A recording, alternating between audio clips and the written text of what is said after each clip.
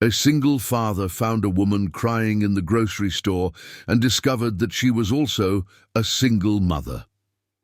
As a romance blossomed between them, secrets came to light and their lives changed forever. A story of love and overcoming that will touch your heart. Subscribe to the channel, leave a like, and comment on where you are watching from.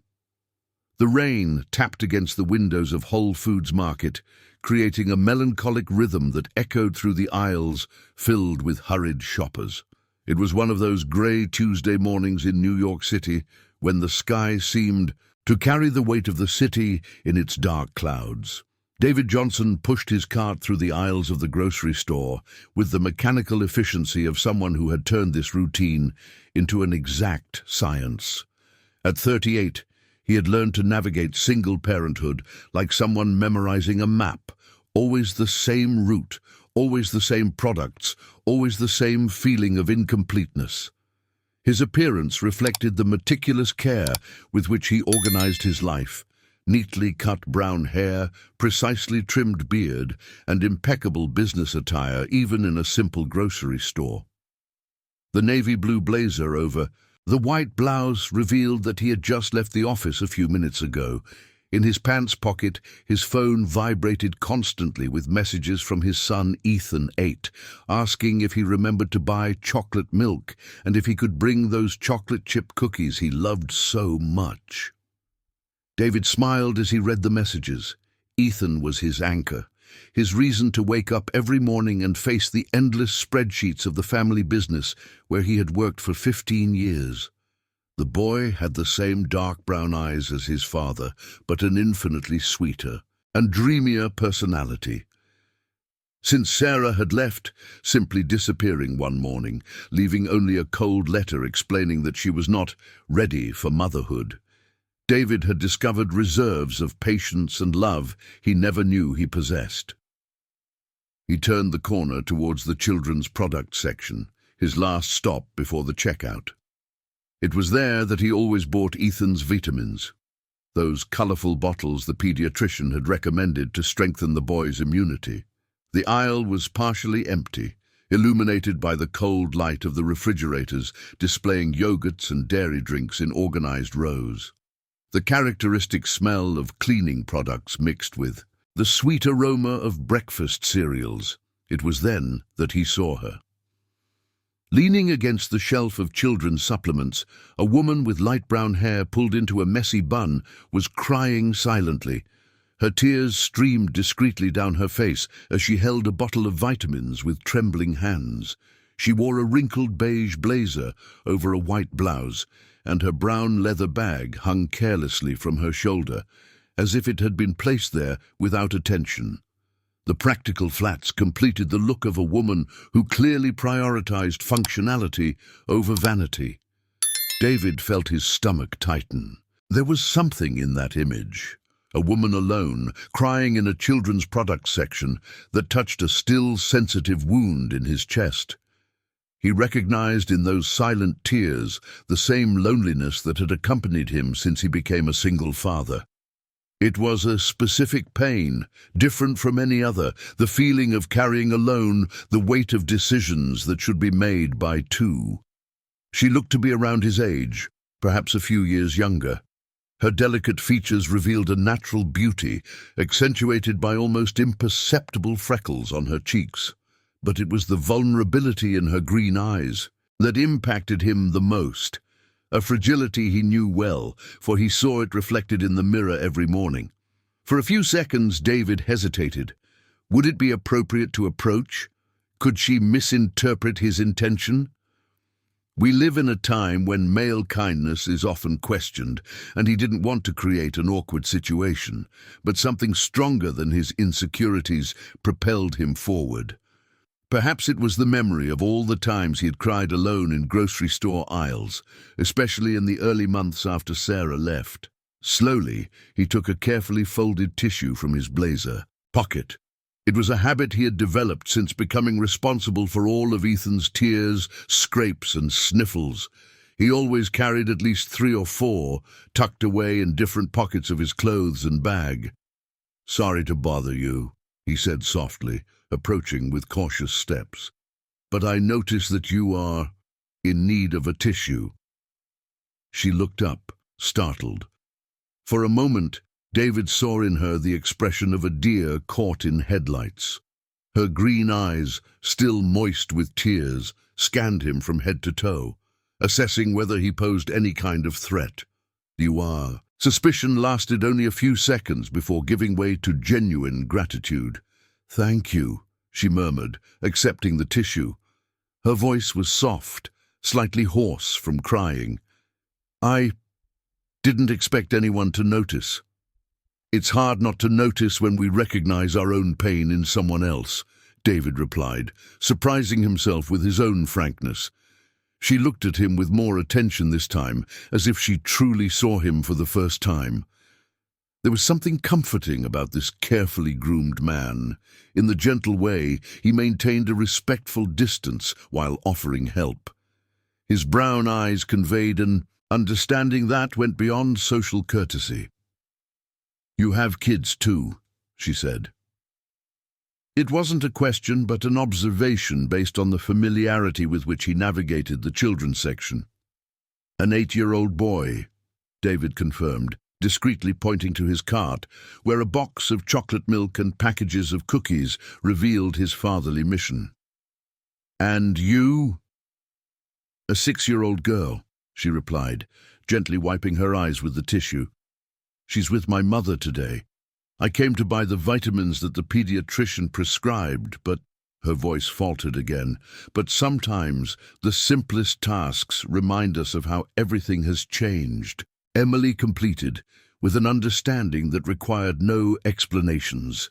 They fell silent for a few moments, sharing a moment of mutual recognition. Around them, the grocery store continued its frantic pace, carts squeaking, children asking for candy, background music, trying to create a cheerful atmosphere. But there, among the aisles of children's products, 2 people had found a small oasis of understanding. "I'm Emily," she finally said, extending her hand in a formal gesture that contrasted with the intimacy of the moment they had just shared. "David," he replied, shaking her hand gently. He noticed she wore a thin ring on her ring finger, but it was on her middle finger, a sign that it had likely been moved after a divorce. "Thank you for the tissue, and for the humanity," Emily said with a small but genuine smile. "It's not every day we find kindness among strangers." "Maybe we aren't such strangers after all," David suggested. "After all, we share the same club, parents who grocery shop on Tuesdays because it's the only day of the week we can fit it into our crazy schedules." She laughed for the first time, a soft sound that lit up her face. "That's true. Tuesday is my official responsible adult day. Monday is a rush after the weekend, and by Wednesday we're already thinking about what to do next weekend. And Thursday is basically Friday Eve, so it doesn't really count as a work day," David continued, happy to see her relax. "Exactly, you get the logic." The moment was interrupted by a message on Emily's phone. She glanced at the screen, and her face tightened slightly. "The babysitter," she explained. "Mia is asking when I'll be home. I need to go." "Of course," David said, stepping back. "It was a pleasure meeting you." "Emily, the pleasure was mine, David." She hesitated for a moment, as if she wanted to say something more, but just nodded and headed to the checkout. David watched her walk away, noting the upright posture she maintained, despite the vulnerability she had shown moments before. There was something about her, a strength disguised as fragility, a determination masked by tears, that intrigued him deeply. As he finished his own shopping, he couldn't stop thinking about the brief conversation they had. It was rare to find someone who instinctively understood the challenges of single parenthood. Most people offered unsolicited advice or pitying looks, but Emily had simply acknowledged his pain and allowed him to do the same. Outside the grocery store, the rain had eased to a light drizzle. David carried his groceries to the car, thinking that perhaps he should grocery shop on Tuesdays more often. Maybe fate had its own plans, and sometimes they revealed themselves in the most unlikely places. As he drove home, David smiled, thinking about how Ethan would react upon discovering that he had remembered all the items on the boy's mental list. But in the back of his mind, a small hope had ignited that, perhaps, just perhaps, next Tuesday he would encounter that woman with green eyes and a wounded heart again, who for a few minutes had made him feel less alone in the world. The following Tuesday arrived, laden with expectation disguised as routine. David found himself fixing his hair more carefully than usual, choosing a blue shirt that Ethan had commented looked nice on him. "What's with the effort, Dad? Are you going to work or on a date?" the boy had asked with the irritating insight of children. David had laughed, denying any special intention, but his own lie nagged at him throughout the drive to the grocery store. It was 7 o'clock when he pushed the cart through the same aisles as the previous week. This time, his shopping list was suspiciously longer, items he could easily have bought at the corner store, but which now justified a longer visit to Whole Foods Market. He passed the produce section twice, organizing and reorganizing the items in his cart, and finally headed to the aisle of children's products with his heart beating faster than he would have liked to admit. She was there. Emily was holding a small basket and examining cereal labels with the concentration of someone trying to decipher hieroglyphs. She wore a moss-green dress that accentuated her eyes, and her hair was loose, falling in soft waves over her shoulders. She looked more rested than the previous week, but David noticed how her fingers nervously drummed on the basket handle, a sign of anxiety he recognized in himself. "Good afternoon," he said, approaching with feigned casualness. "Looking for the less sugary cereals, too?" Emily looked up, and a genuine smile lit up her face. "David, what a coincidence!" She paused, blushing slightly. "Or maybe it's not such a coincidence. After all, Tuesday, right? Our weekly schedule is more predictable than we'd like to admit," he agreed, feeling relieved that she was also there intentionally. "How was your week?" "Busy, as always. I'm working on a new project, a sustainable house in a sustainable neighborhood. The client wants solar panels, a rainwater harvesting system, a vertical garden. It's challenging but exciting." Her eyes sparkled as she spoke about her work. "And you? Still battling endless spreadsheets?" "Always," David laughed. "This week was especially tough. We're closing the company's quarterly balance, and my dad is more demanding than usual. Sometimes I think he forgets I have a life outside the office." "Family business," Emily murmured with understanding. "It's complicated to separate personal from professional when your boss also scolds you for not eating all your vegetables at lunch." David laughed loudly, attracting curious looks from other shoppers. "Exactly. Last week he questioned me about a spreadsheet during dinner at my grandmother's house. Ethan was confused, thinking he had done something wrong with his school numbers." "Mia gets confused about things sometimes too," Emily said, referring to her daughter. "Last week Emily asked if I was an architect because I built houses, or because I demolished them. Apparently, she heard me complaining about a project that went wrong and thought I was a demolition expert." They walked together through the aisles, their baskets slowly filling up as they chatted. David discovered that Emily had a degree in architecture from NYU, loved strong coffee, and hated pineapple on pizza. She learned that he graduated in accounting from Fordham University, cooked Italian pasta on weekends, and that Ethan was obsessed with dinosaurs. "Mia also went through a dinosaur phase," Emily commented as they reached the dairy aisle. "It lasted 3 months. She memorized names I couldn't even pronounce. Archaeopteryx, Parasaurolophus. It was like living with a little paleontologist." "Ethan is still in that phase," David said. "Yesterday he corrected me because I called a triceratops a triceraptor. Apparently, it's a grave mistake that compromises all my credibility as a dad. Kids are ruthless with our scientific ignorance, Emily agreed, laughing. When they reached the checkout, neither wanted the encounter to end. David hesitated for a moment before taking a chance. Would you like to grab a coffee? There's an Italian bakery across the street that serves excellent espresso. I mean, if you have time. Emily looked at her watch. It was almost 8 in the evening. Mia was with her mother, who had insisted on feeding her granddaughter dinner. I would love to, she replied, feeling a mischievous butterfly dance in her stomach. The Milano Bakery was a small, family-run establishment run by a genuine Italian named Giuseppe, who'd arrived in the US in the 80s and transformed that space into a little piece of Tuscany in New York City. The walls were decorated with black and white photos of the family, and the aroma of fresh bread mingled with the strong coffee that Giuseppe brewed on a vintage Italian machine.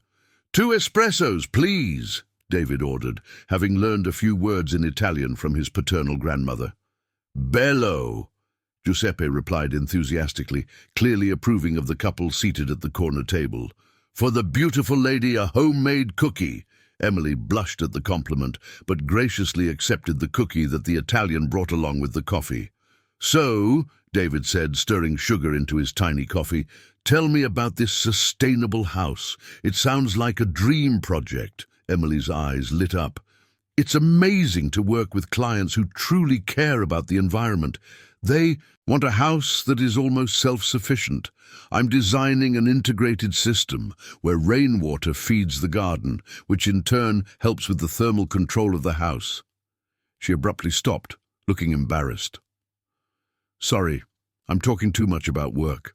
Don't apologize, David said sincerely. It's beautiful to see someone passionate about what they do. I don't have that passion for numbers. It's a secure job. It allows me to raise Ethan comfortably, but it's not exactly a dream come true. What was your dream? Emily asked softly. David hesitated. It had been years since anyone asked him that question.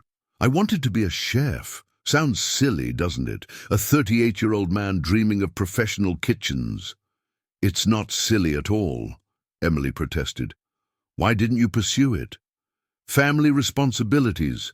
My father needed help with the business when my grandfather passed away. And then Ethan came along, and financial stability became a priority. He shrugged. Today, I cook for my son, and that's enough. Maybe it doesn't have to be enough forever, Emily suggested gently. They talked for over an hour, sharing stories about work, kids, and the little joys and frustrations of single parenthood. David learned that Emily had studied architecture as a way to honor her Lebanese grandfather, who had been a carpenter, and always spoke about the importance of building things that last. Emily learned that David had learned to cook from his Italian grandmother, who insisted that food made with love nourishes the soul, not just the body. It's strange, Emily said when Giuseppe began to tidy up the tables around them, indicating that the bakery would soon close. But I feel like I've known you for longer than just a week. Maybe it's because we recognize something in each other, David suggested. The solidarity among single parents is real. Do you ever feel lonely? Emily asked, fiddling with her empty cup. Always, David admitted. Even with Ethan. Even with work, there's always this feeling that something is missing, like I'm living an incomplete version of the life I should have. I completely understand, Emily said. Mia completes me in many ways, but there are conversations that can only happen between adults, silences that can only be shared with someone who understands your cultural references. And there are decisions that should be made by 2, David added. Exactly. When they left the bakery, the night was clear, and the streets lit by street lamps created a romantic atmosphere that neither wanted to break. They walked slowly to their cars, parked side by side. Thank you for the coffee, Emily said, holding her car keys without mentioning opening the door. "Thank you for the company," David replied. "It was unexpectedly comforting. Maybe we can do it again. I mean, if you're grocery shopping next Tuesday." "Coincidentally, I always grocery shop on Tuesdays," David said, smiling. "What an incredible coincidence," Emily laughed. They said goodbye with a hesitant hug, the first physical contact beyond the handshake from the previous week. David caught the soft scent of Emily, something floral that reminded him of jasmine, and she noticed the woody smell of his cologne mixed with the lingering aroma of coffee. On the way home, both drove with involuntary smiles on their faces. David turned on the radio and hummed along to a romantic song that would usually irritate him. Emily rolled down the car windows, letting the night breeze mess up her freshly styled hair. When David got home, Ethan was finishing his homework. In the kitchen, Ethan was doing math. At the table. "Dad, you seem different," the boy observed, looking at him with curiosity. "Different how?" "More cheerful. Did something good happen at work?" "Something like that," David said, ruffling his son's hair. "How about I make that pasta with my grandmother's sauce tomorrow?" "Seriously? In the middle of the week? Why not? Life is meant to be celebrated, right?" Ethan smiled, not fully understanding the change in his father's mood, but happy to embrace it.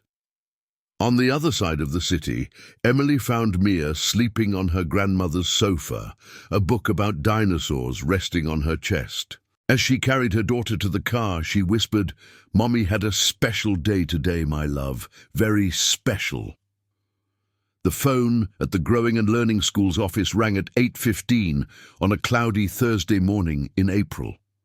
On the other end of the line, David's concerned voice echoed through the receiver as he navigated the congested streets of Brooklyn.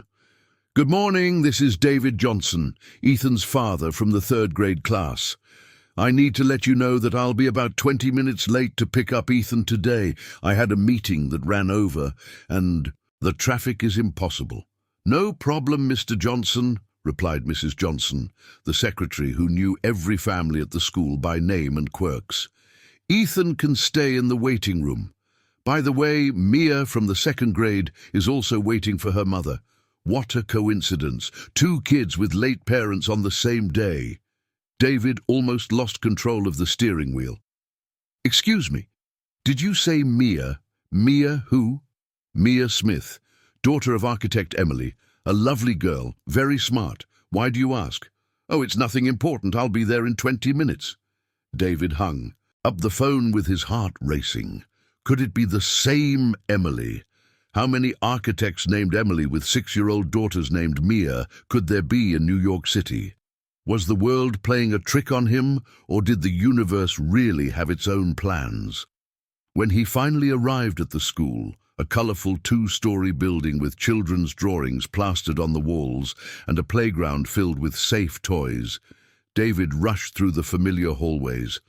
The distinctive smell of crayons and watercolor mixed with the aroma of the afternoon snack the cafeteria prepared daily. Framed artwork decorated the walls, and the sound of children's laughter echoed from some classrooms where extracurricular activities were still taking place. The waiting room was next to the office, a cozy space with colorful armchairs, shelves filled with children's books, and educational toys scattered across rubberized mats. It was there that David found Ethan sitting on the floor, assembling a dinosaur puzzle next to a little girl with light brown hair tied in 2 messy braids. "Dad!" Ethan shouted, running to hug David. "You took so long, but look, I made a new friend. This is Mia, and she knows everything about pterodactyls." David looked at the girl and felt a knot in his stomach. She had the exact same green eyes as Emily, the same intelligent and curious expression. She wore a perfectly clean navy blue uniform, despite having spent the whole day at school, and held a small rubber dinosaur as if it were her lucky charm. "Hi, Uncle," Mia said with the polite formality of well-mannered children. Ethan said you make real Italian pasta at home. How cool. My mom and I only know how to make instant noodles. Does your mom work a lot? David asked, trying to sound casual. She designs houses all day, Mia explained with the seriousness of an adult. Houses that don't harm nature. She always arrives late because clients love to talk to her about plants and solar panels. Ethan, have you known Mia for a long time? David asked, crouching down to be at the children's level. No, Dad. We just met today because we were waiting here. But she's really cool. She knows that the Tyrannosaurus Rex couldn't fly and that pterodactyls weren't real dinosaurs. They were pterosaurs. Wow, David said, impressed by the girl's knowledge. Do you really like dinosaurs too? Actually, Mia said, blushing a little, I was in my dinosaur phase last year. Now I'm in my plant phase. But Ethan is so excited that I remembered everything I learned. At that moment, hurried footsteps echoed down the hallway, and Emily's familiar voice approached the office. Good afternoon, Mrs. Johnson. Sorry for the delay. The meeting with the client ran over and... David? Emily stopped at the door of the waiting room, her expression a mix of surprise, joy, and a hint of embarrassment. She wore a tailored grey suit with a green blouse that accentuated her eyes and carried a brown leather portfolio filled with architectural plans. Her hair was pulled back in a professional bun, but a few strands had escaped during the busy day, creating a soft frame around her face. Emily, David said, slowly standing up. What a coincidence. Mom, Mia shouted, running to hug Emily. Do you know Ethan's dad? They make real Italian pasta, and Ethan said his grandmother taught him secret recipes. It's true, Ethan confirmed, looking between the two adults with the keen curiosity of children. And Mia knows everything about carnivorous plants, Dad. She said there are plants that eat insects. Emily and David exchanged glances over the children's heads, both processing the incredible coincidence.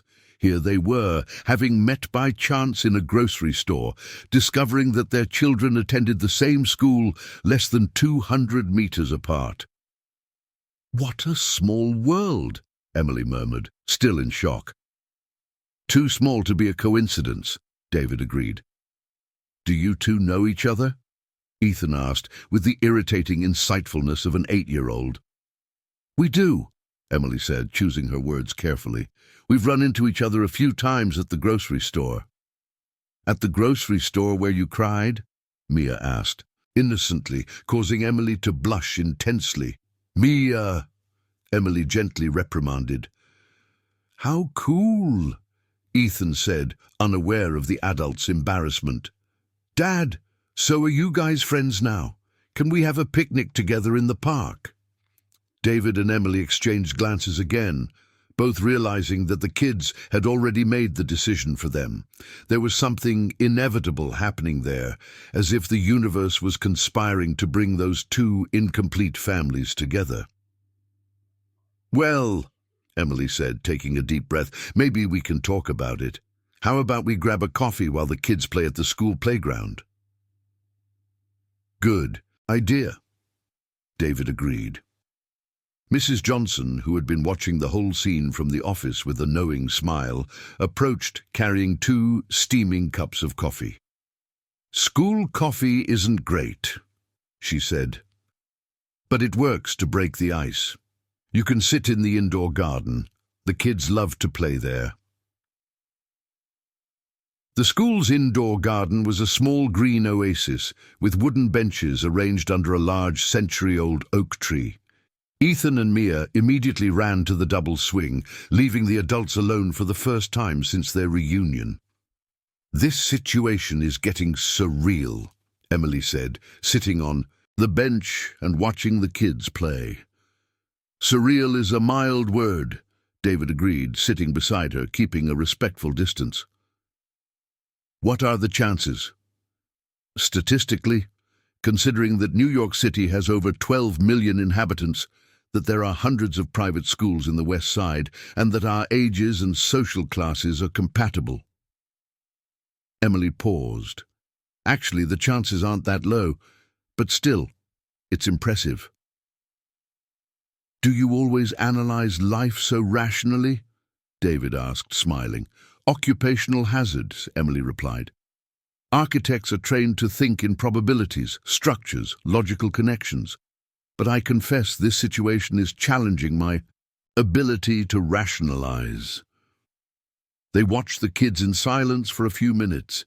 Ethan was teaching Mia how to swing higher while she instructed him about the different types of leaves from the oak tree. It was clear that they had developed an instant friendship, the kind that only happens in childhood when people haven't built walls around their hearts yet. They get along well, David observed. Very well, Emily agreed. Maybe better than we adults with our neuroses and traumas. Speaking of traumas, David said hesitantly, can I ask about Mia's dad?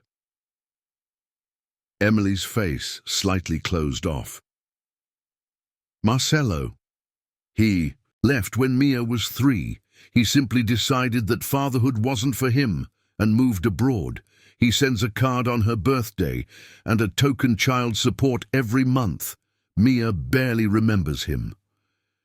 I'm sorry, David said sincerely. And Ethan's mum? Sarah, similar story, but the opposite. She left when Ethan was 5, said she married too young, that she wasn't ready to be a mother. We haven't had contact since. David sighed. Ethan sometimes asks about her, but he has gotten used to it being just the 2 of us. It's hard to explain to them why the other parent just gave up, Emily said. Very hard. Ethan sometimes asks if it was something he did wrong. It breaks my heart. Mia went through that too. For months she thought if she were prettier, smarter, more obedient, her dad would come back. They fell silent again, united by the shared pain of trying to protect their children from wounds they themselves were still healing. But look at them, Emily said, pointing to the kids who were now sitting on the ground, building something with sticks and leaves. Resilient, adaptable, able to find joy in the simplest things. They teach us a lot about starting over. David agreed. Dad! Ethan shouted, running toward them. Mia had a brilliant idea. She said we can build a tree house in her backyard. And I said you know how to build things because you helped Grandma fix her fence. And I said my mom knows how to draw the treehouse because she's an architect, Mia added, arriving right behind.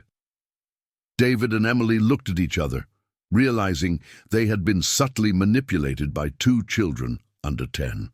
Well, Emily said, smiling, it seems our kids have already planned our next joint activity.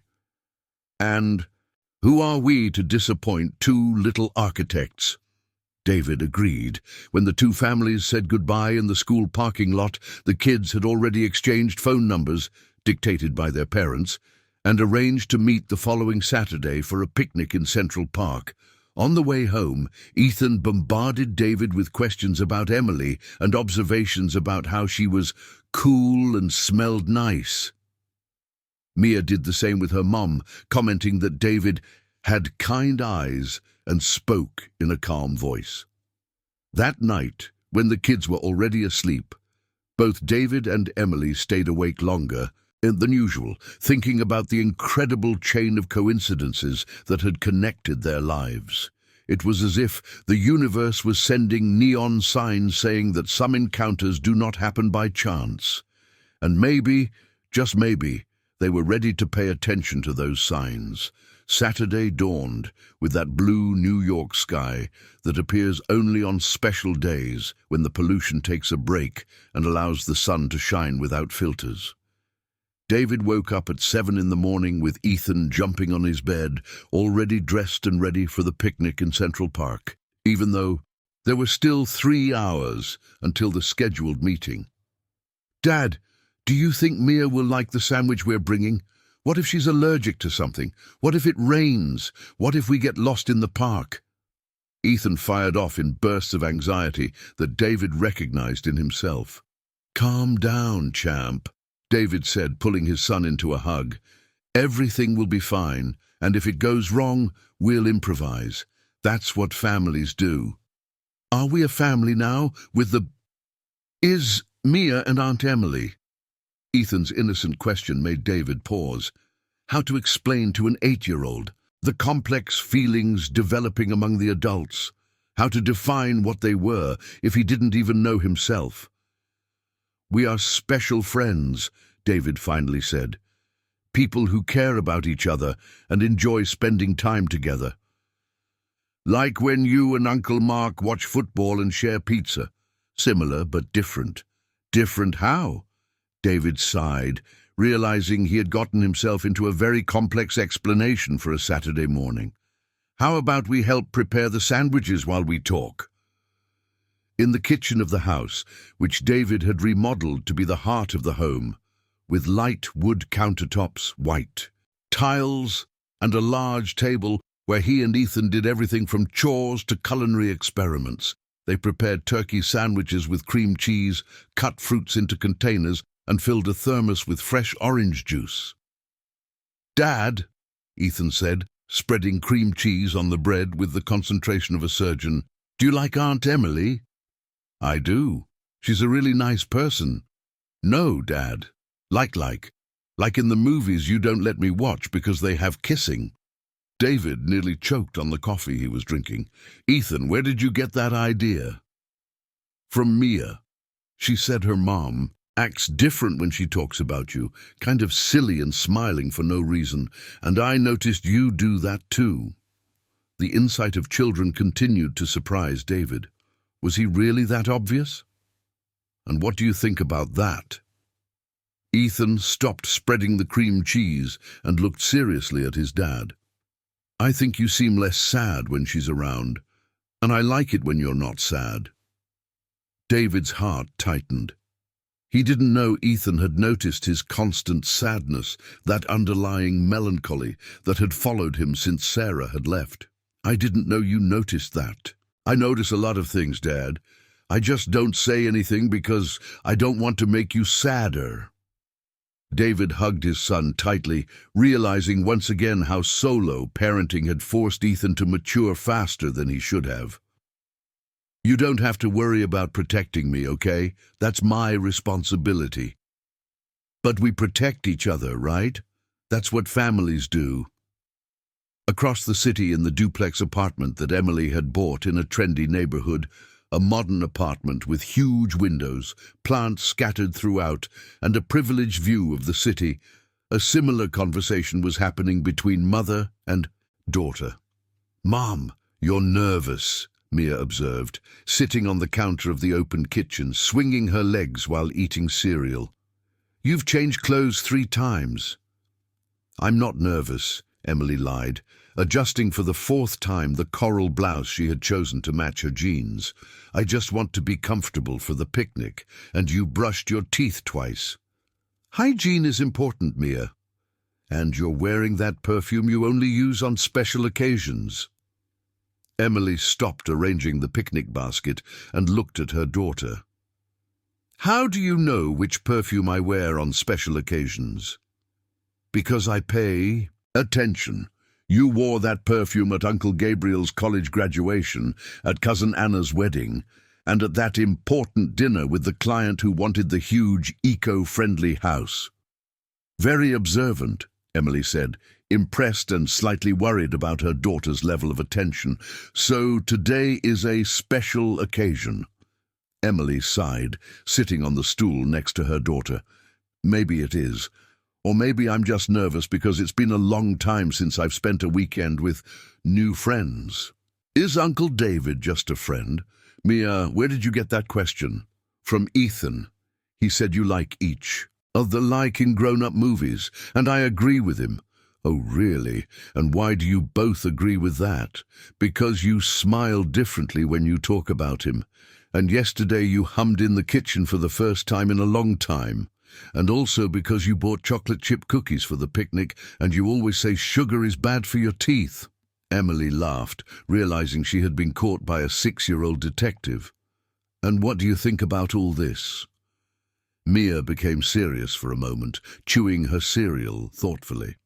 I think you deserve to be happy. And Ethan needs a mom, and I need a dad, so maybe we can be a big family instead of two small families. The simplicity with which Mia had summarized the situation left Emily speechless. Sweetheart, it's not that simple. Why not? Because adults complicate things. We have fears, insecurities, past stories that make us hesitant. But can't you just decide to be happy? Emily looked at her daughter, her green eyes full of hope and childlike wisdom, and felt a pang in her heart. When had they become so cautious, so full of defense mechanisms that even a 6-year-old could see solutions that eluded them? Maybe we can, Emily finally said. Maybe we can. Central Park was filled with families enjoying the sunny Saturday. Parents pushed strollers, children ran across the lawns, couples walked hand in hand along the shaded paths. David and Ethan arrived first, carrying a wicker basket that had belonged to their grandmother and a plaid blanket that David had bought especially for the occasion. They chose a spot near the lake, under the shade of a century-old oak tree that offered protection from the sun and a privileged view of the ducks lazily swimming in the water. Ethan immediately began to inventory the ducks, naming each one according to their physical characteristics and imaginary personalities. "That one over there is Napoleon," Ethan said, pointing. "Once upon a time, there was a particularly robust duck. And that one is Cleopatra because she swims like a queen." David smiled, observing his son's fertile imagination and trying to control the growing anxiety as the meeting time approached. What if Emily changed her mind? What if all of this was just an illusion, a desperate need for connection that he was projecting onto a casual situation? His fears dissipated when he saw Emily and Mia walking toward them, Emily carrying a colorful fabric basket and Mia practically running with excitement. The little girl wore a yellow dress sprinkled with small flowers and had a crossbody bag where she kept her treasures, interesting pebbles, beautiful leaves, and small toys. "Ethan!" shouted Mia, waving energetically. "We brought chocolate chip cookies." "Mia!" replied Ethan, running to meet her halfway. "I brought sandwiches and fresh orange juice." The two embraced with the naturalness of old friends, allowing the adults to approach more slowly, carrying the weight of unspoken expectations. "Hi," said Emily, looking slightly out of breath. "Hi," replied David. "You look beautiful." "Thank you. You look great too." They exchanged glances for a moment, both recognizing that something had changed since their last meeting.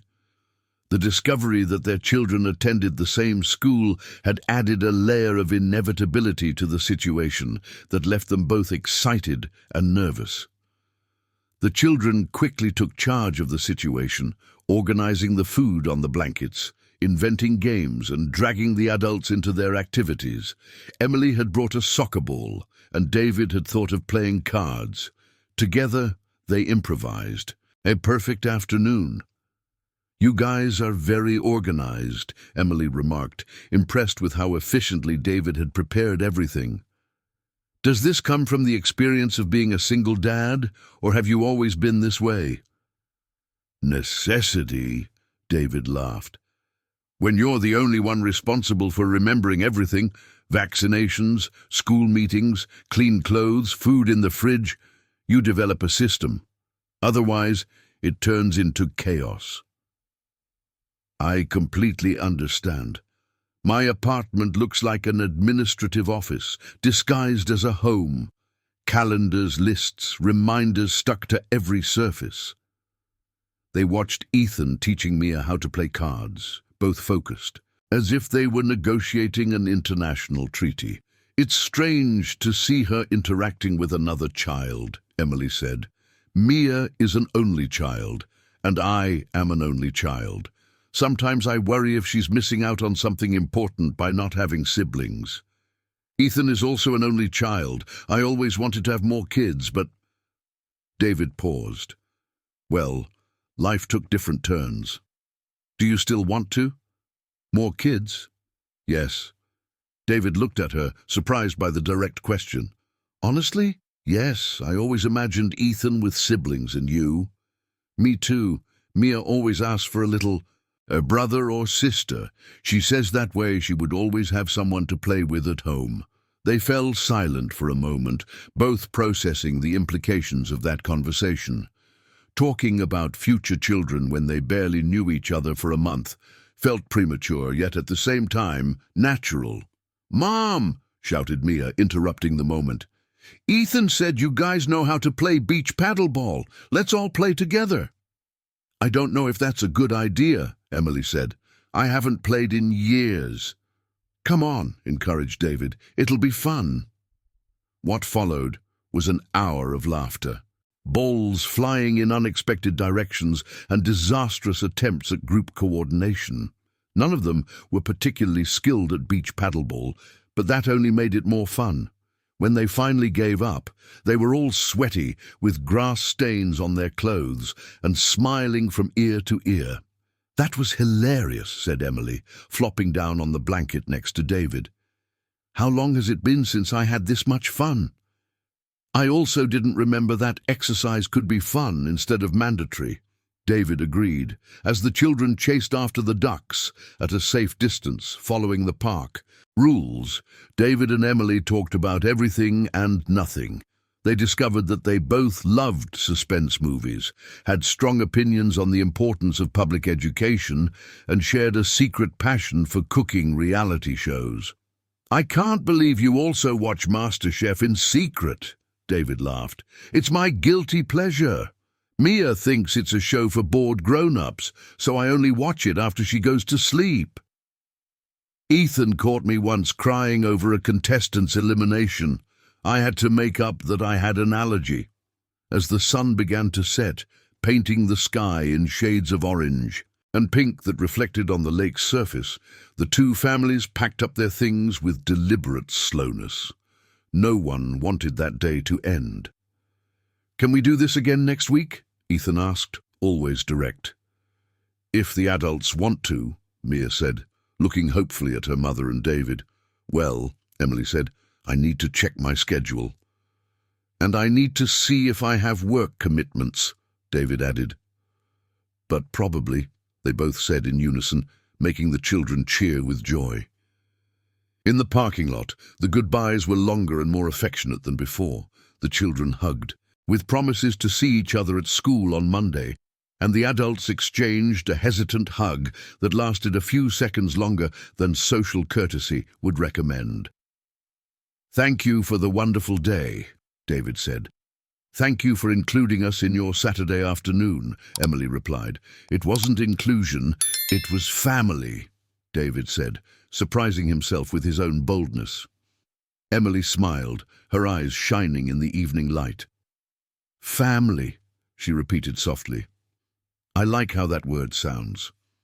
On the way home, both Ethan and Mia bombarded their respective parents with plans for the next meeting, observations about how the other family was cool, and not so subtle suggestions about how they could spend even more time together. That night, after the children fell asleep, David and Emily texted each other late into the night, sharing photos from the day, comments about how much fun the kids had, and the shy admission that they had also enjoyed themselves a lot. "Thank you for today," David wrote. "Thank you, you. It's been a while since I've seen Mia so happy," Emily replied. Ethan was also beaming. "I think we found something special." "I think so too." They virtually said goodbye with the promise to talk the next day, both going to bed with smiles on their faces and a feeling that something important had changed in their lives. What had started as a casual meeting between two lonely hearts was transforming into something bigger, more complex, and infinitely more promising. Monday arrived with a different energy for David. For the first time in years, he found himself whistling in the bathroom while shaving, choosing his tie more carefully than usual, and even considering swapping black coffee for a cappuccino at the corner bakery near the office. the influence of a perfect weekend was extending into the work week in a way he hadn't experienced in a long time. At the Johnson & Associates office, a family accounting firm located on the 12th floor of a commercial building in Midtown Manhattan, David had barely settled at his desk when his father, Anthony Johnson, appeared at the door with a worried expression that David knew all too well. "David, we need to talk," said the 65-year-old man, his grey hair slicked back and always dressed in impeccable suits that betrayed decades of success in business. The meeting with the partners from Andrade Group was a disaster. David sighed, knowing that his sunny Monday was about to darken. What happened? They decided to switch accounting firms. They're going to a bigger, more modern company. They said they need more innovative and digital services. Anthony made air quotes with his fingers, clearly frustrated with the terms. "We've lost our second largest account of the year." David's stomach dropped. Andrade Group represented almost 20% of the company's revenue. Without them, drastic cost-cutting would be necessary, and David knew exactly where the cuts would start, with the older employees, benefits, and salaries. "Dad, I know this is serious, but maybe it's an opportunity to rethink our strategy. The market is changing. Clients want more technology, more efficiency.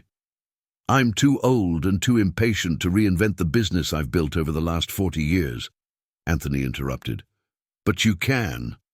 The problem is you seem more interested in having picnics than saving our company." David felt his face heat up. "How do you know about the picnic?" "Your son told Mrs. Smith on Monday when she picked up Ethan from school, and Mrs. Smith told your grandmother, who called me curious about this new family you guys are hanging out with." The family gossip network in action, David thought, remembering that in traditional Italian families, nothing stayed secret for long. "Dad, my personal life doesn't interfere with my work." "Doesn't interfere. You arrived 10 minutes late today. You have that lovesick look on your face. And last night, when I called to discuss the proposal for Miranda Construction, you were too busy to talk business." David took a deep breath, trying to control his irritation.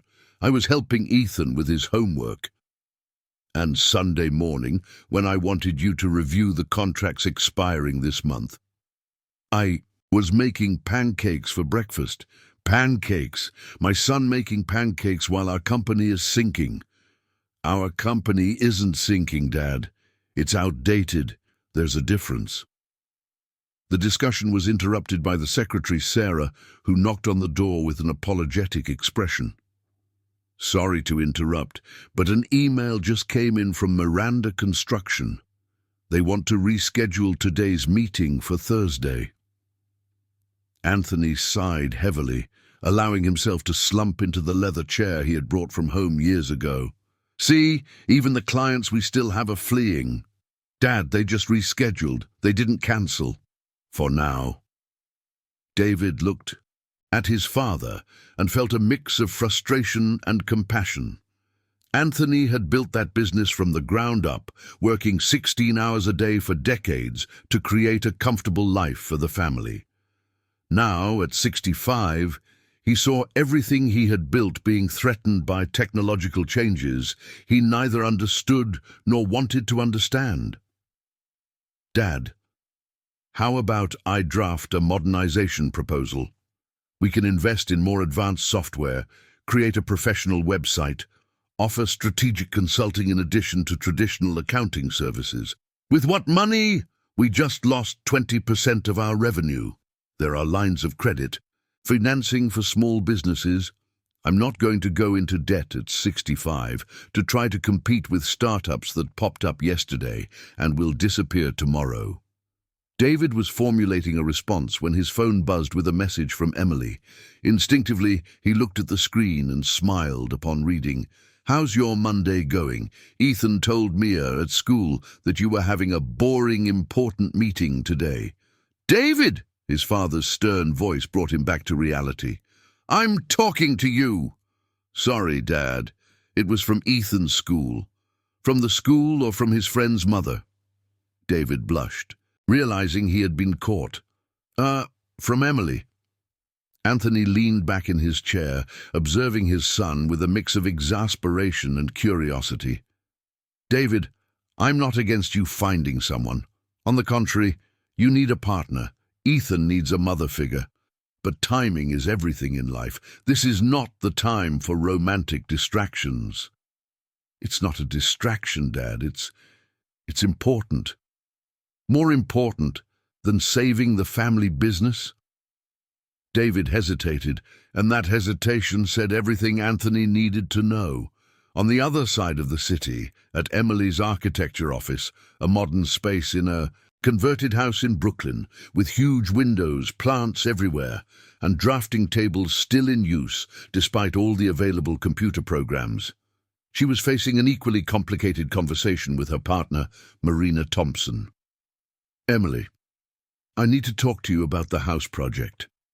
"Sustainable in Brooklyn," said Marina, a 40-year-old woman with short platinum hair and a more traditional architectural style that perfectly complemented Camilla's innovative vision. "Is there a problem with the client?" "The problem is that you've been working on this project for 3 weeks when it should have been finished in 1. The client is getting impatient and we have other projects waiting."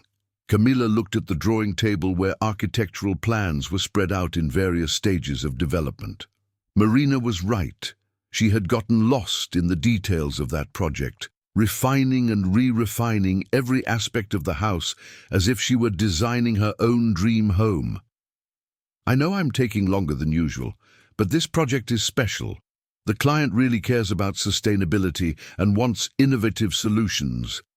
"Camilla," Marina gently interrupted her, "all of our clients want innovative solutions. You're procrastinating, and that's not like you. What's going on?" Camilla sighed, placing her pencil on the table. "I met someone." "Oh," Marina smiled. "Finally, I was wondering when you would get out of that phase of single mother workaholic who has no time for men." "It's not just about meeting someone, Mari. It's more complicated than that." "Complicated how?" "He also has a son, the same age as Mia. They go to the same school." Marina sat on the edge of the table, wearing an expression that suggested she was preparing for a long conversation. "And that's complicated because if it goes wrong, it's not just my heart that will break. It's Mia's too. They are already friends. They have expectations." "And if it goes right?" The question caught Camilla off guard. She had spent so much time thinking about the risks that she hadn't allowed herself to imagine the positive possibilities. "If it goes right," she said slowly, "maybe we could form a real family. Maybe Mia would have the father figure she always wanted, and I would have the partnership I've always dreamed of. And maybe you'll stop working obsessively because you'll have other things in life to focus your energy on," Marina added insightfully. "Is that what you think is happening? Camilla, you designed 15 different versions of that child's room. 15, and I have the impression that none of them are really for the client." Camilla looked at the drawings scattered on the table and recognized that Marina was right. Unconsciously, she had been designing rooms that would accommodate both a boy and a girl, with play areas that would work for siblings of similar ages, with study nooks for 2 children. "Oh my God," she murmured, "I'm designing the house where I would like to live with David and Ethan." "And what's wrong with that?" "The problem is that we've known each other for a month. It's crazy to be planning a future with someone I barely know." "You know him well enough to know that he's a dedicated father, has good character, makes you laugh, and that Ethan and Mia adore each other," Marina said pragmatically. "Honestly, I've seen people get married with much less than that." Camilla's phone rang, interrupting the conversation. It was a message from David. "Complicated meeting here. My father is not happy with my romantic distraction. How's your day?" Camilla showed the message to Marina, who laughed. "Look at that, you two facing family resistance on the same day. If that isn't a sign that you're on the right track." Do you think I should respond? I think you should do more than respond. How about you two meet for lunch? Two stressed people dealing with the same issues can help each other. Camilla hesitated for a moment before typing, "Complicated day here too. Want to have lunch together? I have a feeling we're going through the same problems." David's reply came in less than a minute. "I would love to. Do you know a place where we can talk without being interrupted by work phone calls? I know the perfect place. I'll send you the address." An hour later, David and Camilla met at the Organic Farmers Market in Brooklyn, a small outdoor market where local producers sold fruits, vegetables, artisanal breads, and homemade foods. It was noisy enough to ensure privacy, but cozy enough for an intimate conversation. They bought whole grain sandwiches with fresh ingredients and sat at one of the makeshift wooden tables between the stalls. "So," said David, taking a bite of his turkey breast sandwich with arugula, "it seems our respective work partners are not approving of our new priorities." "You were confronted today too?" Camilla asked, relieved not to be alone in this situation. David shared about the conversation with his father, the loss of an important client, and the pressure to focus entirely on business. Camilla shared Marina's observation about her procrastination on the project and how she had unconsciously started designing a house for a family that didn't officially exist yet. "It's funny," David said after hearing her story, "because I also started imagining changes. This morning, for the first time in years, I thought about leaving my father's company and trying something new." "Something like what?" "I don't know. Maybe independent consulting, maybe even going back to the culinary studies I abandoned 15 years ago. Why didn't you ever try?"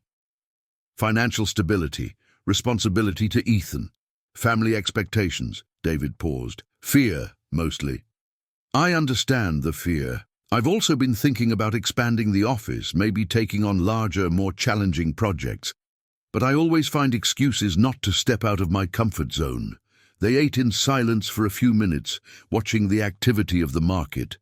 Young families were picking organic products, elderly couples were chatting animatedly with the vendors, and children were running between the stalls while their parents shopped. "Camilla," David finally said, "can I ask a question that might be a bit premature?" "Sure. Do you think what's happening between us has a future?" She looked him in the eyes, seeing vulnerability and hope in equal measure. "Honestly, I hope so. But it also terrifies me. The possibility. Why does it terrify you?" "Because I haven't allowed myself to want something like this for a long time. And because I know that if I let my heart get completely involved and it goes wrong, it will hurt a lot," David completed. "It will hurt a lot.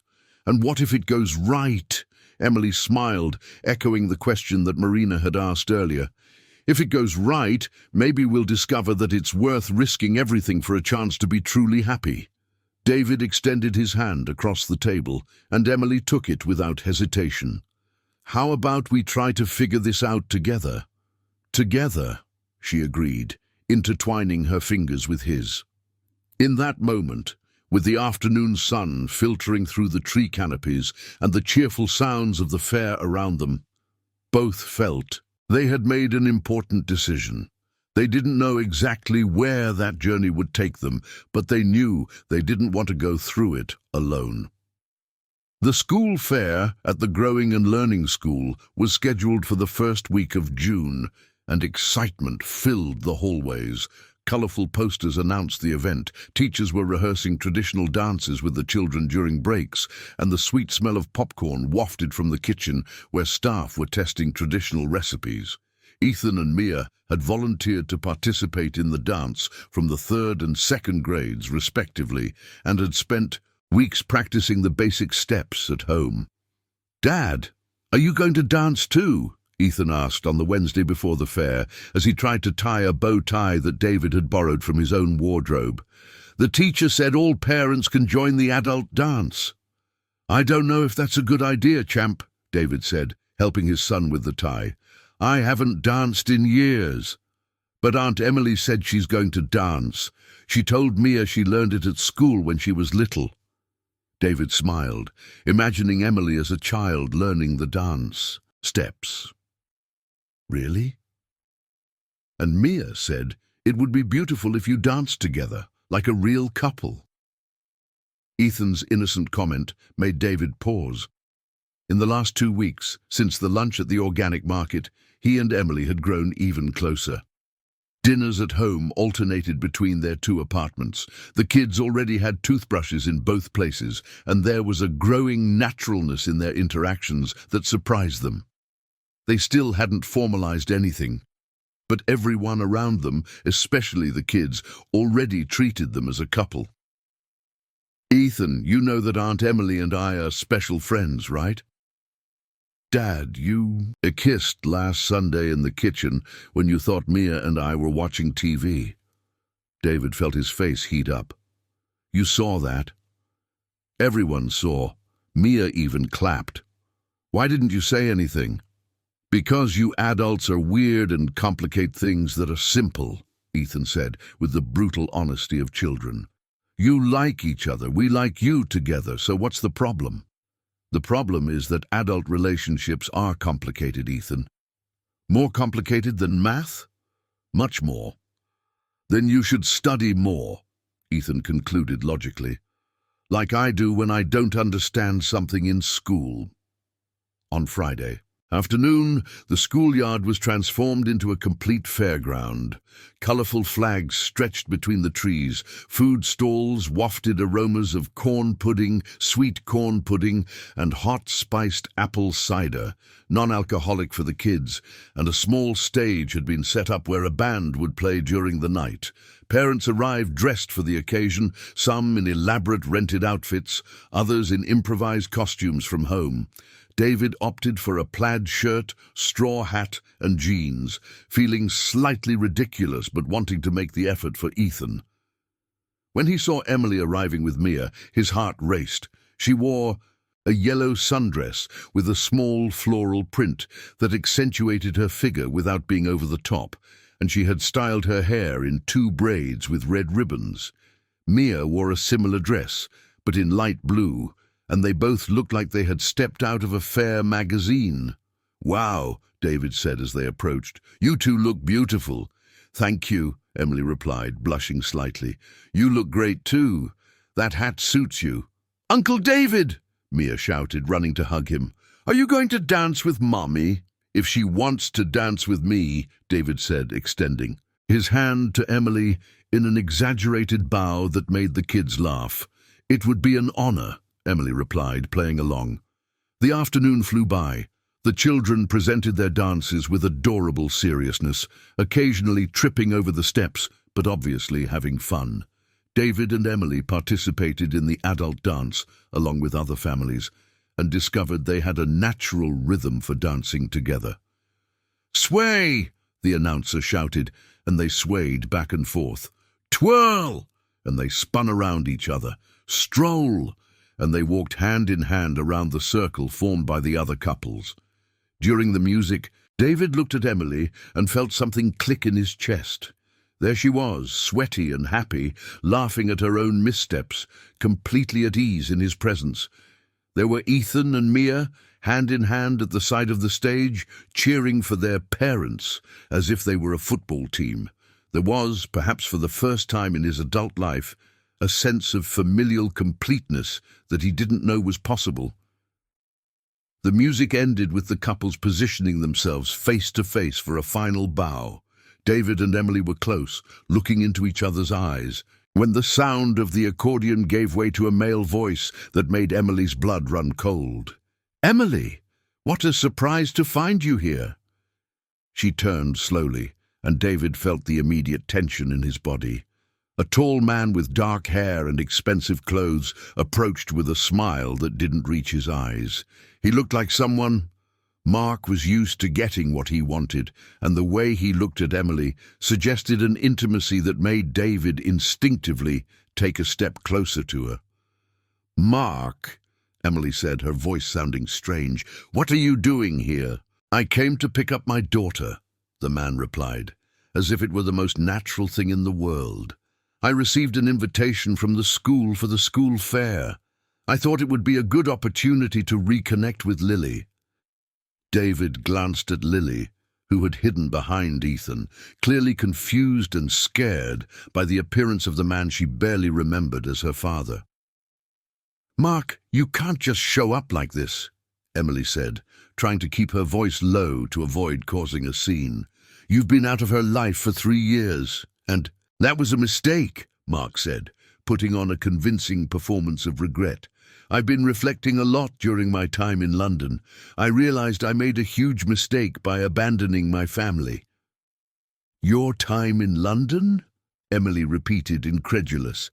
"Mark, you weren't on a time away. You ran away from your responsibilities because you decided fatherhood wasn't for you." David watched the scene unfold, feeling like an intruder, but reluctant to let Emily face this alone. Other parents were starting to notice the tension, and some conversations around them quieted down. "People change, Emily," Mark said, trying to sound sincere. "I've changed. I want to be a present father for Lily. I want to rebuild our family." "Our family?" Emily's voice rose an octave. "Mark, we haven't been a family for 3 years. Lily barely remembers you." As if to prove Emily's point, Lily whispered to Ethan, "Who is that man? Why is Mommy upset?" Ethan, with the fierce loyalty of children, replied loud enough for Mark to hear, "That's the dad who abandoned Lily. My dad told me." Ethan's comment created an awkward silence around them. Mark looked at David for the first time, as if finally noticing his presence. "And you are?" "David Johnson," David said, extending his hand in a polite but firm gesture. "A friend of Emily and Ethan." Mark squeezed his hand with unnecessary force, sizing David up. "Ah, the new boyfriend. Emily has always been quick to replace." "Mark," Emily protested.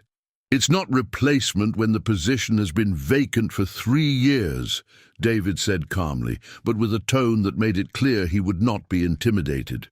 The tension was rising when the school principal, Mrs. Carter, approached with a diplomatic smile that masked her concern. "Mark, what a surprise.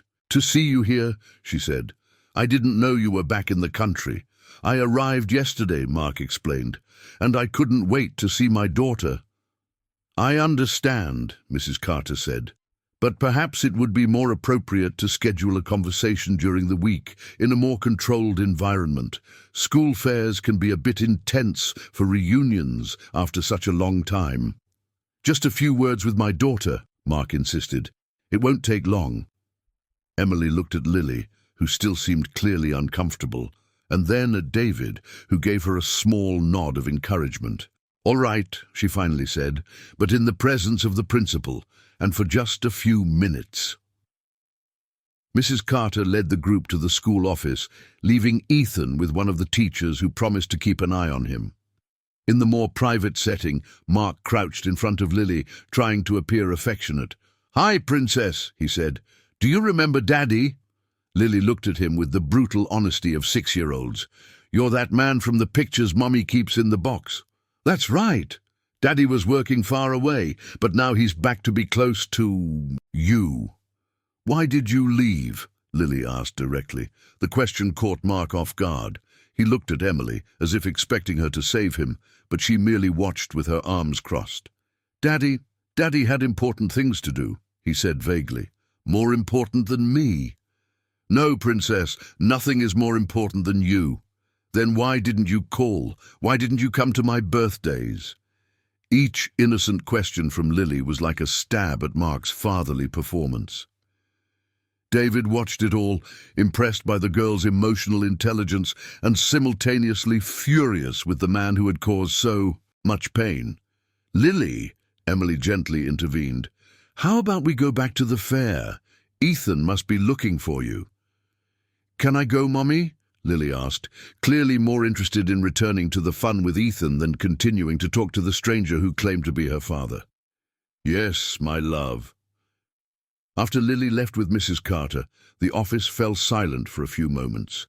Mark stood up, adjusting his expensive clothes, and looked at Emily with an expression that tried to be convincing. "She just needs time to get used to me again," he said. "Mark," Emily said, her voice trembling slightly with contained anger, "you can't just reappear in her life after 3 years and expect her to accept you as a father. Fatherhood isn't a role you can pick up and drop when it's convenient. I know I made mistakes." "Mistakes?" Emily laughed bitterly. "You abandoned your daughter. She spent 2 years asking when Daddy was coming back and a whole year blaming herself for you leaving. Those aren't mistakes, Mark. That's cruelty." David remained silent, respecting the moment between them, but ready to intervene if necessary. "I want a second chance," Mark said. "You've already had a second chance," Emily replied. "You've had 1,000 opportunities to call, to visit, to send a birthday card that wasn't 3 weeks late. You chose not to take them. And now, are you going to stop me from seeing my own daughter?" "I'm not going to stop anything, but I'm also not going to force Lily to have a relationship that she clearly doesn't want. If you truly care about her, you'll respect—" Mark looked from Emily to David, as if he finally understood that the situation had fundamentally changed during his absence. "Is this about him?" he asked, pointing at David. "Are you trying to replace her father?" "I'm not trying to replace anyone," David said calmly. "I'm just trying to be a responsible adult in the life of a child who deserves stability and affection." "How dare you?" "How dare I what?" David interrupted, his patience finally wearing thin. "Be present? Make Lily laugh? Help her with her homework? Take her for walks in the park? All the things you should be doing but chose not to?" The confrontation was interrupted when Mrs. Carter returned, gently knocking on the door. "Sorry to interrupt, but the kids are asking for their parents. Maybe it would be better to continue this conversation another time." Mark looked at everyone in the office, realizing he had lost any advantage he thought he had. "This isn't over," he said to Emily. "Lily is my daughter, and I have rights." "You have rights," Emily agreed, "but she also has rights. The right to feel safe, loved and protected. And until you prove that you can offer that, I will prioritize her." Mark left the office without saying goodbye, leaving Emily trembling with adrenaline, and David with a sense that this casual meeting had changed everything. "Are you okay?" David asked, placing a hand on her shoulder. "No," Emily said honestly, "but I will be. Can I do anything? Can you hug me?" David pulled her into a tight embrace, feeling her allow herself to relax against his chest. Outside the office, the sounds of the school fair continued. Music, laughter, children playing. Normal life went on while theirs had been shaken once again. "Thank you," Emily murmured against his chest. "Why?" "For being here, for not running away when things got complicated." "I'm not going anywhere," David said. And in that moment, he knew he was speaking absolute truth. The 15 days leading up to the school fair were a whirlwind of conflicting emotions for Emily. Mark had established residence in a luxury apartment in Midtown Manhattan and started a systematic campaign to win back the family he had abandoned. He called Emily daily, sent expensive gifts for Lily, and showed up unexpectedly in places where he knew he would find them. At the school pickup, at the bakery where Emily bought bread on Saturdays, even at the building where she lived. "Mom, why does that man keep showing up?" Lily asked one Tuesday morning while having breakfast before school. She had noticed Mark waiting in the building lobby when they left for school on Monday. "He's your biological father, Lily. He wants to get to know you better," Emily explained, trying to keep her voice neutral. "But I don't want to get to know him. He makes me uncomfortable." "Why does he make you uncomfortable?" "Because he talks to me like I'm a baby, brings gifts that don't suit me, and looks at you in a way I don't like." Lily's insight continued to surprise Emily. The girl had inherited her ability to observe and analyze, and she was clearly suspicious of Mark's motivations. "Lily, you don't have to force yourself to like him just because he's your biological father. But maybe we should give you both a chance to get to know each other better. Can he get to know me without me having to like him?" "Of course, my love. And will Uncle David still be our friend even if the man sticks around?" Lily's question touched on the heart of Emily's concerns. During those 2 weeks she had noticed David subtly pulling away, not in an obvious way. He still had dinner with them, still participated in weekend outings, but there was a restraint in his gestures, a hesitation in his words that hadn't existed before. "Of course Uncle David will continue to be our friend," Emily said, hoping she was telling the truth. That afternoon, after work, Emily decided to confront the situation directly. David had planned to cook for them at his apartment. Ethan had specifically requested the famous bolognese sauce that David had perfected over the years. When they arrived at the apartment, they found the table set with care and an irresistible aroma wafting from the kitchen. "Smells amazing," Lily said, running to greet Ethan, who was helping his father finish the salad. "Hi, my love," David said, giving Emily a kiss on the cheek that felt more formal than usual. During dinner, the kids chatted excitedly about a school project, but Emily noticed that David was quieter than normal. He answered questions, smiled at the right moments, but there was a subtle distance that left her unsettled. After the kids went to watch television in the living room, Emily helped David wash the dishes in the kitchen. It was a domestic routine that had become natural between them, but today it felt charged with unspoken tensions. "David," she finally said, "can we talk?" "Sure. About what?" "About you being different since the school fair." David stopped drying the dish in his hands and sighed. "I'm not different." "You are. You're more distant, more formal. Is it because of Mark?" "Partly." "What part?" David leaned against the kitchen sink, looking out the window at the city lights stretching to the horizon. "Emily, I don't want to be the man who prevents a child from having a relationship with her biological father." "You're not preventing anything." "No? Then why do I feel like I'm in the middle of a situation that isn't mine to resolve?" Emily felt her heart tighten. "Because you're part of our lives now." "Am I? Or am I just a temporary distraction while you figure out if you want to give Lily's father a second chance?" The question hurt more than Emily expected. "Is that what you think? That are you a distraction?" "I don't know what to think, Emily. Mark comes back after 3 years saying he has changed, that he wants to rebuild the family. And I keep wondering, what is my place in all of this? Am I the man you chose, or the man who was available while the right one was away?" "David and Ethan," David continued, his voice growing more tense. "Ethan has already become very attached to Lily, to you. If you decide to give Mark a real chance, if you both try to be a family again, what happens to my son? Does he lose another maternal figure? Am I doing this to him again?" Emily then understood the depth of David's fears. It wasn't just about her choosing Mark, it was about protecting Ethan from the kind of abandonment that Sarah had caused. "David," she said softly, moving closer to him, "do you think I would do that?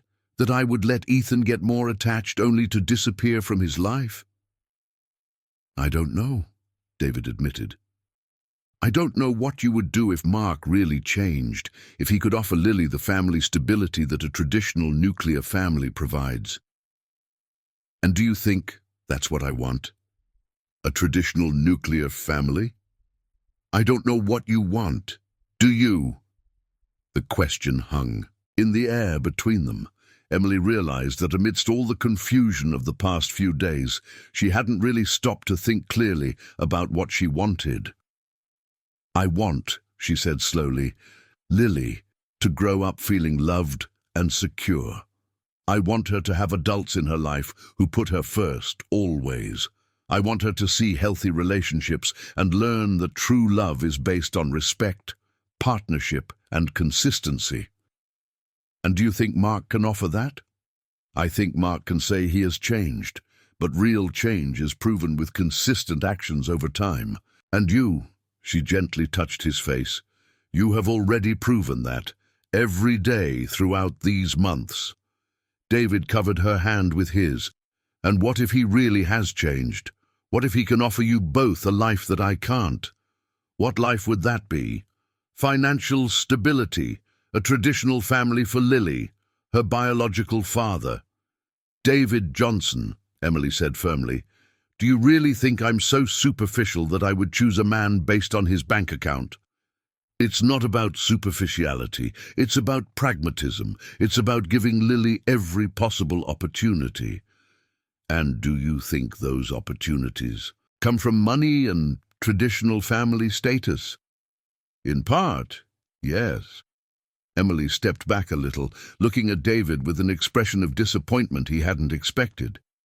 So you don't know me as well as I thought, she said. Emily, do you think I would spend these months building something real with you, allowing Lily to get attached, creating memories and family routines, if I were just waiting for something better to come along? I didn't say that. That's exactly what you said. You said I could choose Mark because he can offer a life that you can't. You reduced our relationship to a material competition. David realized he had stepped onto dangerous ground. I'm just trying to be realistic. Realistic? Or are you sabotaging yourself because you're afraid? Afraid of what? Afraid of committing fully. Afraid to admit that this, she gestured between them, is real and important and worth fighting for. From the living room came the voices of the kids, Ethan explaining something about flying dinosaurs to Lily. The sound of their laughter created a painful contrast to the tension in the kitchen. Maybe, David said after a long silence, it would be better for me to take a step back, let you sort things out with Mark without additional pressure. A step back.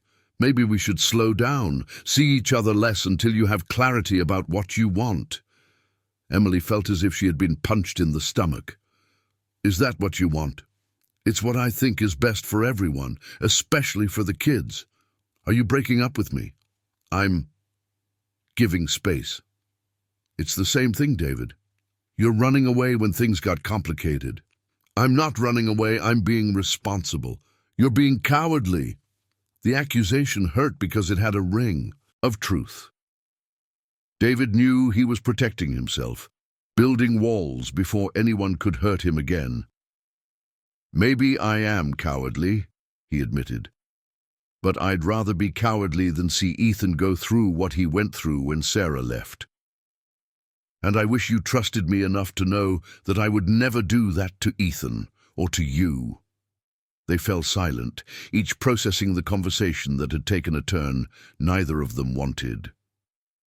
Mom? Lily's voice came from the living room. Can I have ice cream? It's time for us to go home, Emily replied, her voice sounding strange even to herself. But we always stay later. Not today, my love. David and Emily avoided looking at each other as they gathered Lily's things and prepared to leave. The kids sensed the change in atmosphere, but didn't understand what had happened. Dad, Ethan said as they were saying goodbye at the door, why is everyone sad? Sometimes adults need to talk about complicated things, David said, crouching down to be at his son's level. Did you fight? We had a difficult conversation.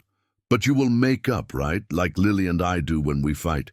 David looked at Emily, who was helping Lily put on her jacket. Sometimes it's more complicated for adults, Ethan. Why don't you try to be simpler, like kids?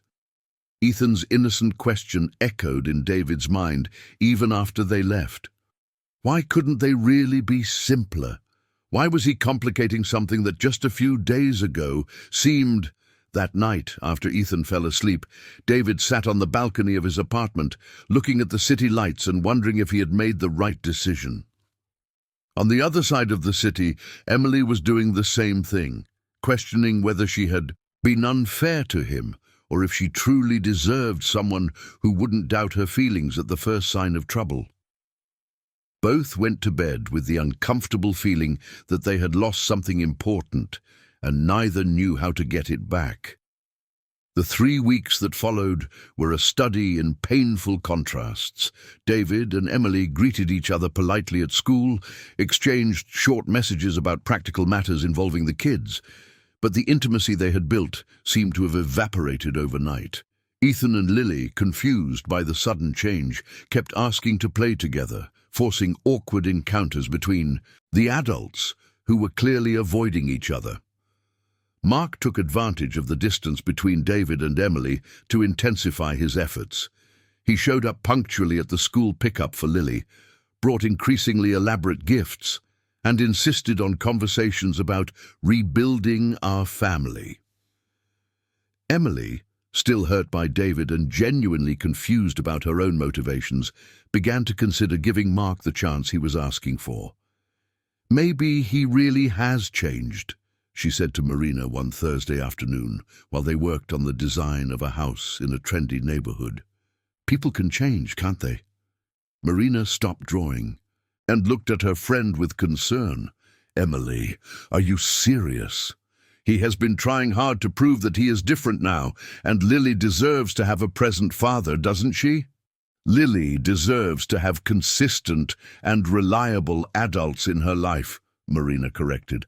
"That doesn't necessarily mean the biological father who abandoned her when she needed him the most." "But if he has changed based on what evidence? 3 weeks of expensive gifts and promises?" Emily sighed, putting the pencil down on the table. "I don't know anymore, Mari. Maybe David was right. Maybe I should give Mark a real chance for Lily. Or maybe you're confusing hurt from David with a rational decision about Mark," Marina gently suggested. "Those are 2 separate issues, aren't they?" As Emily struggled with her own contradictions, David faced similar pressures from different directions. Anthony had noticed that his son was even more distracted than before and decided to take drastic measures. "David, we need to talk," his father said one Friday morning, entering David's room with a serious expression. "I got a meeting with Petroline Engineering for Monday. It's our chance to recover what we lost with the Andrade Group." David looked up from the reports he was reviewing, trying to focus on work to avoid thinking about Emily. "What kind of meeting?" "They need a complete audit of the finances for a civil construction project in Miami. It's work for at least 6 months, and they pay very well." "Sounds good. What's the problem?" "The problem is that they want someone dedicated exclusively to the project. You would have to travel to Miami 3 times a week, stay there late, practically live this contract for the next few months." David felt his stomach sink. "And Ethan?" "Ethan stays with me and his grandmother. He already spends a lot of time there anyway. Dad, I can't abandon my son to save the company." "It's not abandonment, it's priority. It's thinking about his future, the financial stability you can offer if the company thrives. And it's also a convenient way to get me away from New York City while the situation with the architect gets resolved," David said, seeing through his father's motivations. Anthony didn't deny it. "Maybe it's better for you to have some time to think clearly. Complicated relationships can hinder professional decisions." "My relationship isn't hindering my work." "No? Then why do you look like a zombie for the past 3 weeks? Why did Ethan have to call me yesterday, asking if you were sick because you don't smile anymore?" The comment about Ethan hurt deeply. David hadn't realized that his sadness was affecting his son so obviously. "I just need a few days to adjust." "You need distance, David. Accept the contract in Miami. Let this situation cool down. If it's real, it will withstand a few months of separation. If it's not, it's better to find out now than after you've committed even more."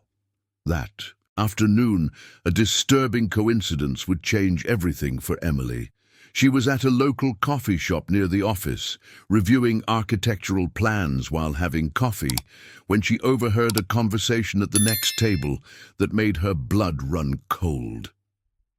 "Yes, she's biting the bait perfectly," said a familiar female voice. "He shows up every day, plays the role of the remorseful father, and she's starting to consider giving him a second chance." Emily discreetly looked over and recognized Fernanda, Mark's best friend since college, a blonde woman, always impeccably dressed, whom Emily had never liked but tolerated out of politeness. "And are you sure it's going to work?" asked the woman sitting with Fernanda, a brunette whom Emily didn't recognize. "Carol, please. Mark can be many things, but a bad actor isn't one of them. He's doing exactly what we planned. Winning back the ex's trust, pushing away the new boyfriend, and when she's vulnerable. What exactly do you gain from this?" "Her architecture firm is doing very well. Sustainable projects are in high demand, and she has a clientele that pays very well. If they get back together, he automatically gains access to her assets as her husband. But they are divorced. That's why he will ask to reschedule. Blended family, a new beginning, all that romantic drama women love." Emily felt nausea rising in her throat. "And then? After he gains legal access to her assets, it will be very easy to sabotage the business from within, transfer the best clients to companies he controls, devalue the firm, force a sale at a low price." Sarah gripped the table to keep from fainting. Everything made sense now. The perfect timing of Mark's return, right after the office had won the Sustainability Award, the subtle questions about the company's revenue, the sudden interest in reuniting the family. "Brilliant," said Carol. "And how long do you think it will take?" "A few more weeks. She's already distanced from her new boyfriend. Apparently they had a fight. Mark will intensify the romance in the coming days, maybe even propose a date at the end of the month. What if she suspects? She's an architect, not a detective, and she's emotionally vulnerable. People in that state make terrible decisions."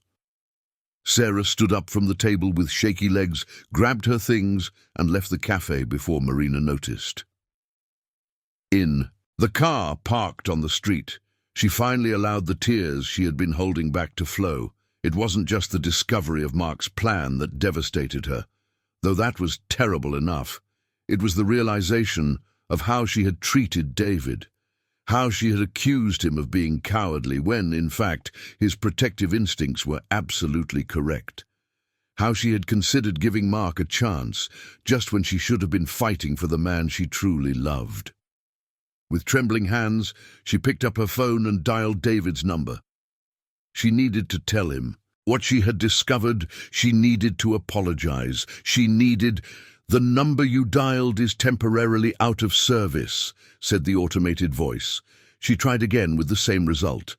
Desperate, she called Marina. "Marie, I need to talk to David urgently. Do you have any contact for him besides his cell?"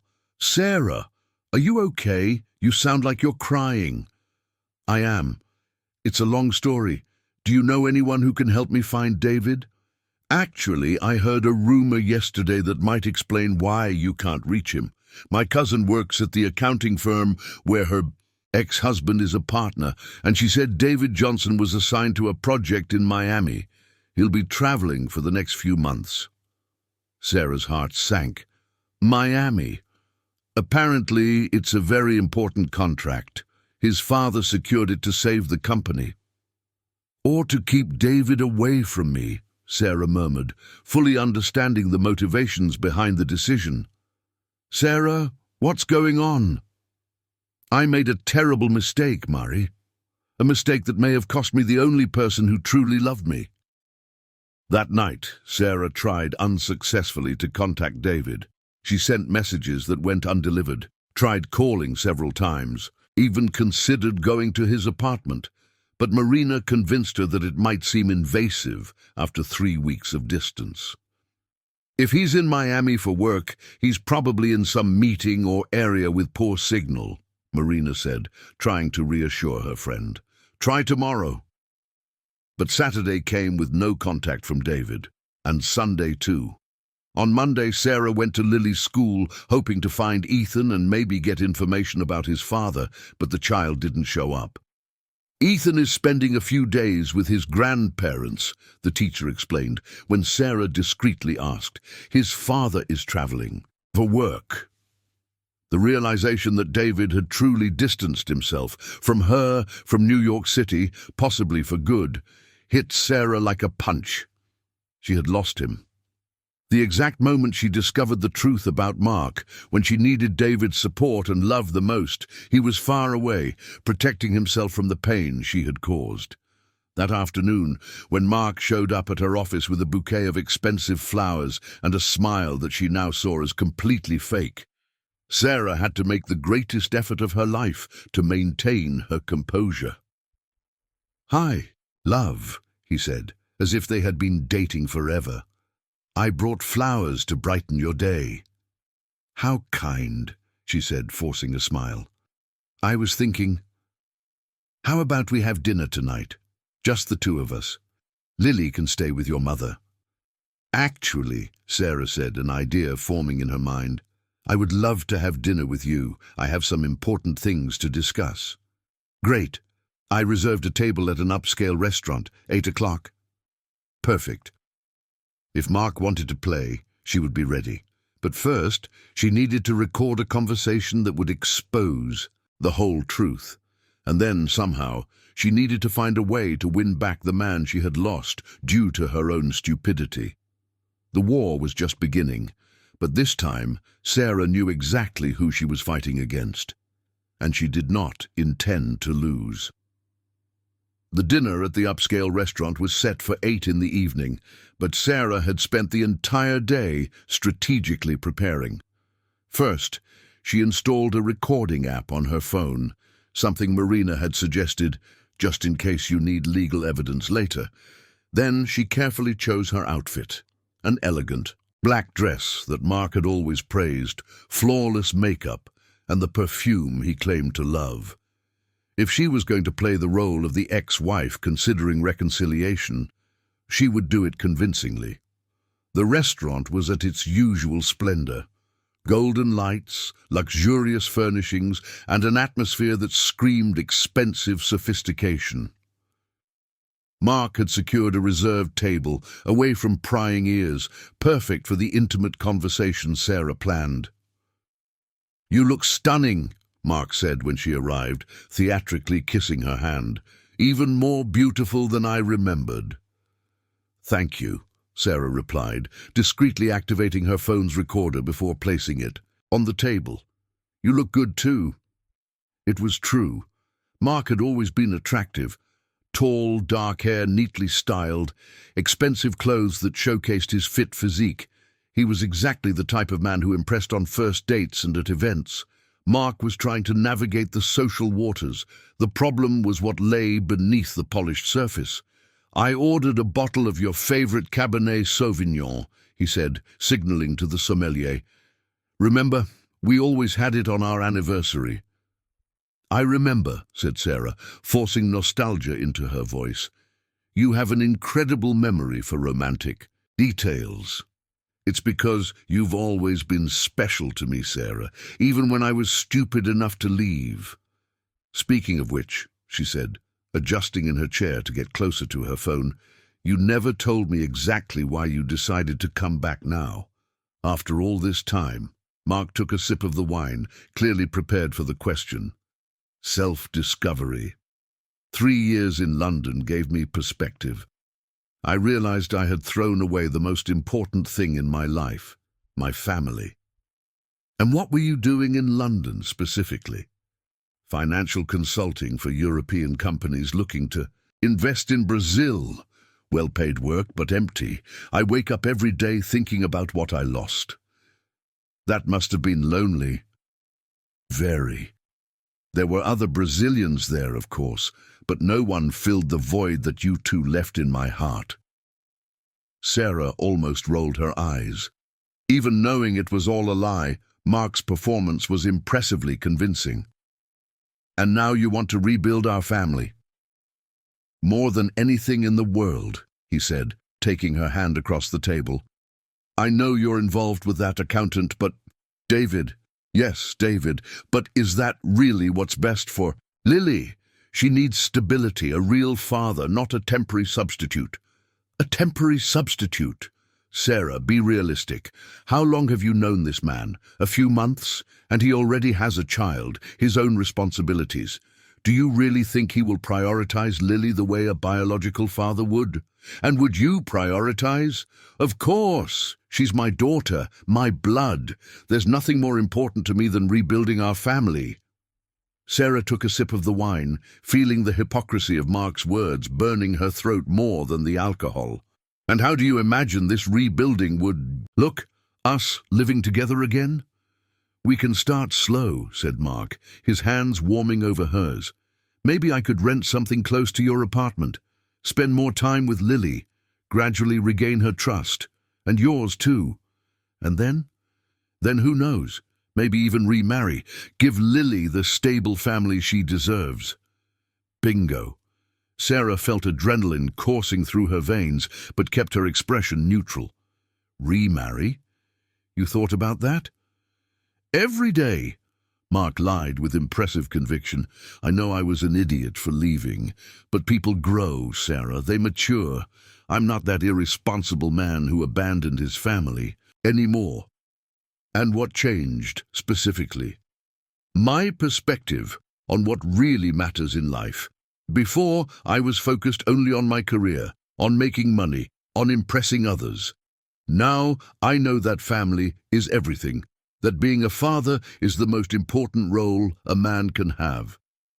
It's interesting for you to say that, said Sarah, leaning forward as if she were being seduced by his words. Because recently I've been thinking a lot about stability for Lily. About what would be best for her in the long run. Mark's eyes sparkled. The bait was working. And maybe you're right, maybe David is just a phase, a nice man who showed up when I was vulnerable, but not necessarily the best choice for building a real family. Exactly, Mark said, barely containing his enthusiasm. You understand? Lily needs stability, financial security, a father who can offer her all the opportunities. Speaking of financial security, Sarah said casually, how's your business now? You must have done well in London to come back with such confidence. Very well, Mark said, puffing out his chest. In fact, I'm considering some investments here in Brazil now that I'm back. What kind of investments? Construction sector mainly. Sustainability is on the rise, and I have European contacts interested in green projects in Brazil. How interesting. My office works exclusively with sustainable projects now. Exactly. See how perfect we are for each other? I have the contacts and capital. You have the technical expertise. We could be a power couple in the sustainable construction market. Sarah smiled, but inside she felt disgust. Did you think of this before or after you found out about my office? The question caught Mark off guard for a fraction of a second, but he quickly recovered. It has always been a pride for me to see you building a successful career. Even from afar, I followed your professional achievements. How? Social media mainly, and Jessica kept me informed occasionally. Oh, Jessica, said Sarah, feeling the opportunity open up. How is she? It's been a while since we talked. She's well. Actually, she was the one who encouraged me to come back to Brazil and fight for our family. Did she? What a dedicated friend. And what else did she tell you about my life here? Mark was starting to feel slightly uncomfortable with the specific questions, but he continued. Just that you were doing well, that Lily was growing beautifully, that your office was thriving. And about David. Did she tell you about David? Mentioned that you were involved with someone, but honestly I preferred not to hear details. It was too painful to imagine you with another man. Sarah nodded, as if touched by the display of jealousy. And when did you plan your return? You and Jessica. planned. It wasn't planning exactly. It was more of a convergence of factors. I was ready to come back. She encouraged me. And was it a coincidence that you returned? Just after my office won the Sustainability Award? 3 weeks later, to be exact. Mark stopped with his fork halfway to his mouth. Coincidence? Yes, we won the award in May. You showed up at the school fair in June. Interesting timing, don't you think? I didn't follow your professional achievements that closely. But you just said you were always proud of my achievements and that. Mark followed through social media. David realized he had contradicted himself. Well, I knew about the award, of course, but that's not what brought me back. No? What was it then? Nostalgia. Love. The desire to win back my family. Interesting, said Sarah, taking another sip of wine. Because this afternoon I overheard a very enlightening conversation at the local coffee shop near my office. The color drained from Mark's face. What kind of conversation? Between Jessica and one of her friends, about plans, about bait, about sabotage. The silence at the table was deafening. Mark tried to maintain his composure, but Sarah could see the panic growing in his eyes. I don't know what you think you heard. I know exactly what I heard, Sarah said, her voice becoming firmer.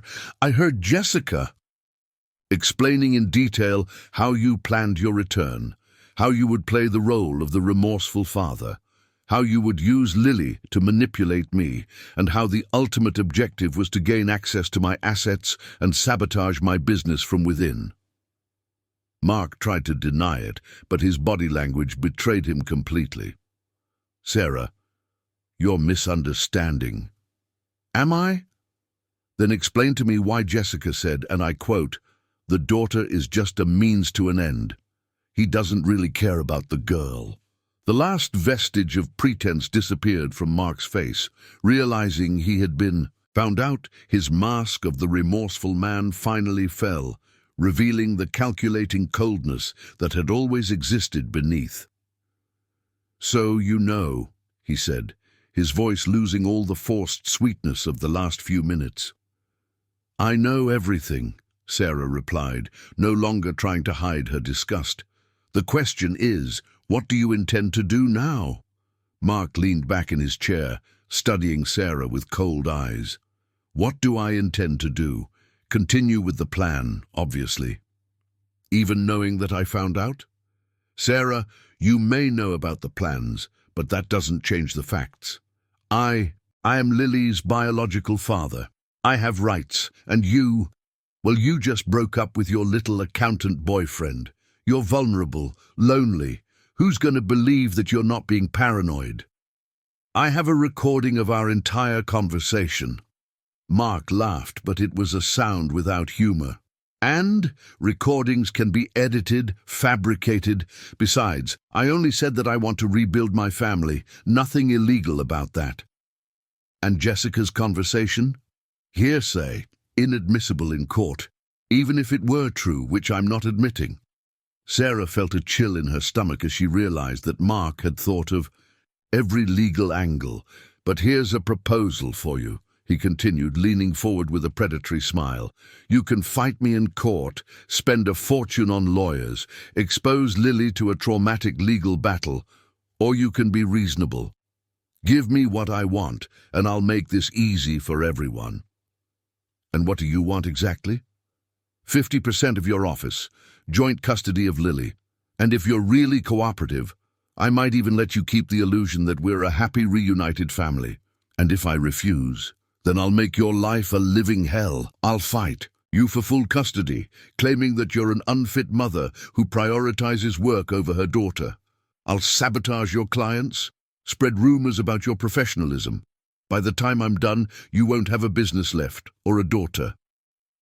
Sarah stared at him, feeling a mix of terror and anger that she had never experienced before. This was the real Mark, not the charming college boyfriend or the irresponsible husband who had run away, but a calculating predator willing to destroy his own daughter to get what he wanted. "You have 48 hours to decide," Mark said, placing money on the table and standing up. "Think carefully, Sarah. You have much more to lose than I do." After he left, Sarah sat alone at the table, trembling not from fear, but from a fierce determination growing in her chest. Mark had just made a fatal mistake. He had shown his true colors and completely underestimated the woman he was dealing with. Sarah picked up her phone and stopped the recording. Mark was wrong about one thing. She was not alone in this fight, and it was time to start gathering her allies. The first call would be to Marina. The second would be to the best family lawyer in New York City. And the third would be the hardest. She needed to find David, because if she was going to fight for the life she wanted, she needed the man she loved by her side. The rain fell heavily over Miami when David received the call that would change everything. It was Thursday night, and he was in his modest hotel room where he stayed during workdays in the coastal city. The Petroline project was proving to be more complex than expected, but David had immersed himself in work as a way to forget the pain he had been carrying in his chest for almost a month. "David, it's Marina, Sarah's partner. Sorry to call so late, but it's urgent." David's heart raced at the mention of Sarah's name. During these weeks in Miami, he had fought against the daily urge to call her, to text her, to simply drive back to New York City and knock on her apartment door. Only wounded pride and the certainty that she had chosen Mark held him back. "What happened? Is Sarah okay?" he asked, unable to hide the concern in his voice. "She's in danger, David. Mark is not who he pretended to be. In fact, he's much worse than any of us imagined." Marina quickly recounted Sarah's discovery at the cafe, the trap dinner at the upscale restaurant, and the threats Mark had made. As he listened, David felt a mix of anger, worry, and something that took a moment to identify: relief. Sarah had not chosen Mark. She had discovered his true nature and was fighting against him. "Where is she?" "Where are you now?" David asked, already grabbing the car keys. "At my apartment with Lily. We're waiting for the lawyer to arrive. David, she needs you, not just for emotional support, but because Ethan said he will try to prove that she is an unfit mother. Having you by her side, as a stable father figure for Lily, could be crucial in the case. I'm leaving Miami now. I'll arrive in 2 hours." "David, she's in a really bad place. Blaming herself for doubting you, for considering giving Ethan a chance. She thinks she lost you forever." David closed his eyes, feeling the weight of the wasted weeks. "She hasn't lost me. I was the idiot for running away at the first sign of trouble." During the 2-hour drive from Miami to New York City, under the rain that made the roads dangerous, David reflected on the mistakes they both had made. He had fled when he should have fought. Sarah had doubted when she should have trusted, but perhaps, he thought, real relationships are built not in the absence of mistakes, but in the ability to overcome them together. Marina's apartment in Brooklyn was lit up when David arrived at 11 at night. Through the windows he could see movement, people talking. Seriously, Sarah's familiar silhouette gesturing as she spoke. His heart tightened at the sight of her again, even through the glass. Marina answered the door before he even knocked. "Thank God you came," she said, pulling him inside. "She's trying to be strong, but she's shattered inside." The apartment was organized like a war room. Documents were scattered across the dining table, a middle-aged lawyer sipping coffee while reviewing contracts, and Lily was sleeping on the sofa, hugging a stuffed dinosaur that David recognized as a gift Ethan had given her. Sarah stood near the window, her back to the door, wearing jeans and a simple top, a very different version of the elegant woman he had seen at the upscale restaurant through the photos Marina had shown him. When she turned and saw him, the world stopped for a moment. David, she whispered, as if she couldn't believe he was really there. They looked at each other across the room. 2 years of tension, hurt, and unresolved love hanging in the air between them. It was Sarah who moved first, crossing the room in quick steps and throwing herself into his arms. "I'm so sorry," she said against his chest, the words spilling out in a desperate torrent. "I'm sorry for doubting you, for not trusting your instincts, for considering giving that monster a chance. You were right about everything, and I was an idiot." "Shh," David gently interrupted, holding her tightly. "I'm sorry, too, for running away when I should have stayed and fought, for doubting what we had, for letting my fear pull me away from you when you needed me the most." They embraced for long minutes, both crying tears of relief, regret, and love. The lawyer cleared his throat discreetly, reminding them that there were urgent matters to address, but Marina gestured for him to wait. "Some moments need to happen first," she murmured, smiling through her own tears. When they finally separated, David held Sarah's face in his hands, looking into the green eyes he had missed every night before sleeping. "We will get through this," he said firmly. "All of us. You, me, Lily, and Ethan, as a family." "A family," Sarah repeated, smiling for the first time in weeks. "I like how that sounds." "So do I. And this time I won't run when things get tough. We'll face everything together." "Together," she agreed. Dr. Michael Johnson, an experienced lawyer specializing in family law, had spent the last few hours analyzing the legal situation from every angle. When David and Sarah finally joined the makeshift work table, he had both good and bad news. "The recording is useful but limited," he explained. "Ethan was careful not to explicitly admit anything criminal. However, the threats he made constitute intimidation, and that can be used against him." "What about custody of Lily?" Sarah asked, still holding David's hand, as if fearing he would disappear again. "He has rights as a biological father, but 3 years of complete abandonment weigh heavily against him, especially with David here as a stable father figure." Dr. Johnson looked at David. "Would you be willing to testify about Lily's well-being under your care?" "Absolutely," David replied without hesitation. "And what about her business?" Marina asked. "That's more complicated. If he really has European investors and industry contacts, it could cause problems. But business sabotage is a crime, and if we can prove it was intentional—" "I have an idea," David said suddenly. "My father knows everyone in the construction industry in New York City. If Ethan tries to sabotage Sarah's clients, we'll know immediately. And Anthony Johnson doesn't forgive people who harm family businesses." Sarah looked at him in surprise. "Your father would help us, even after everything?" David smiled. "My father can be stubborn about business, but he's fierce when it comes to protecting family. And you two are family now." Dr. Johnson closed his briefcase with a determined expression. "Here's what we're going to do. First, we'll document everything. All communications with Ethan, all attempts at manipulation, all threats. Second, we'll investigate his actual financial situation. Men like him usually exaggerate their stability. Third, we'll prepare for a legal battle if necessary." "And what about the 48 hours he gave me?" Sarah asked. "You will respond exactly with what he is not expecting to hear," the lawyer said, with a smile that didn't reach his eyes. "That you are already legally represented, and that any future communication must—" That morning, after the lawyer left and Marina insisted everyone stay at her apartment for safety, David and Sarah finally had time for a private conversation.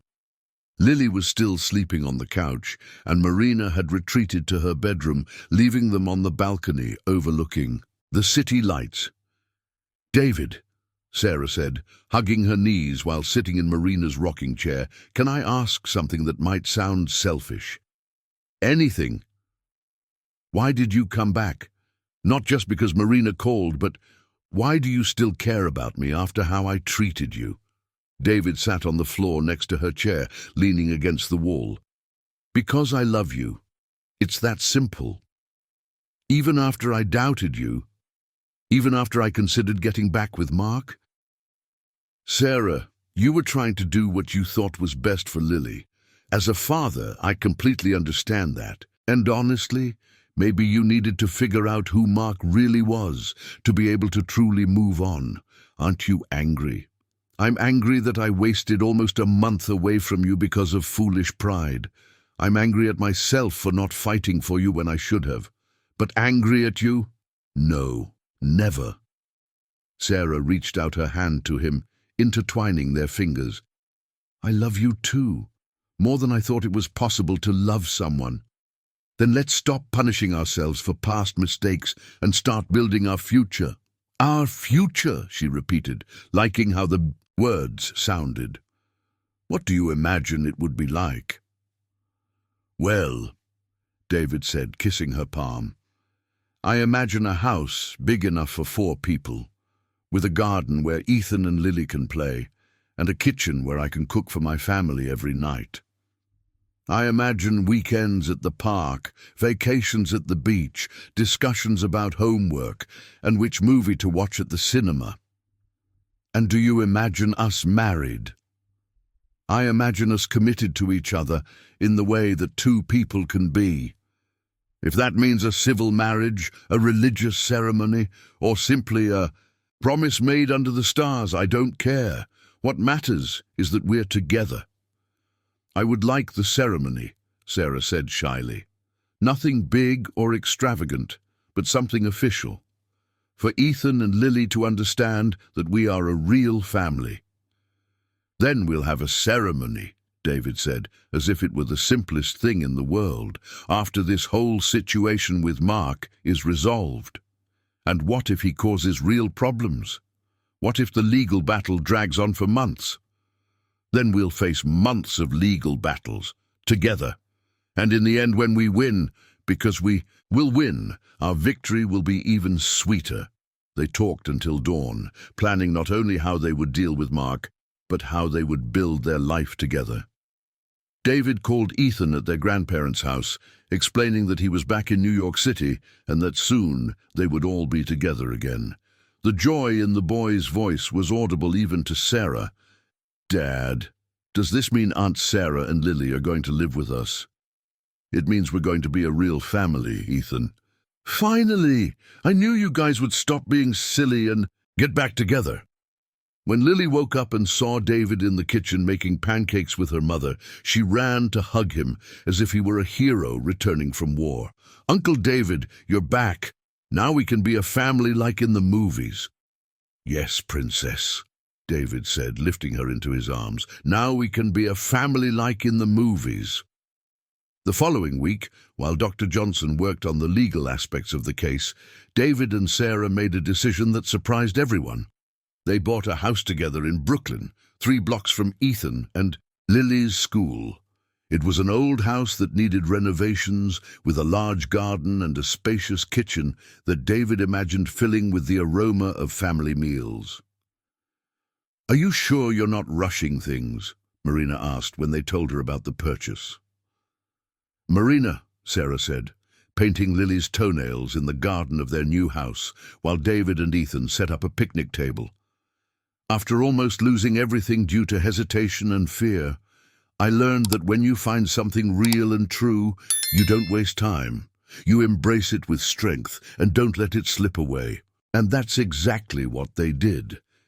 3 months later, on a sunny September afternoon, Dr. Johnson called with news that put an end to Mark's threats once and for all.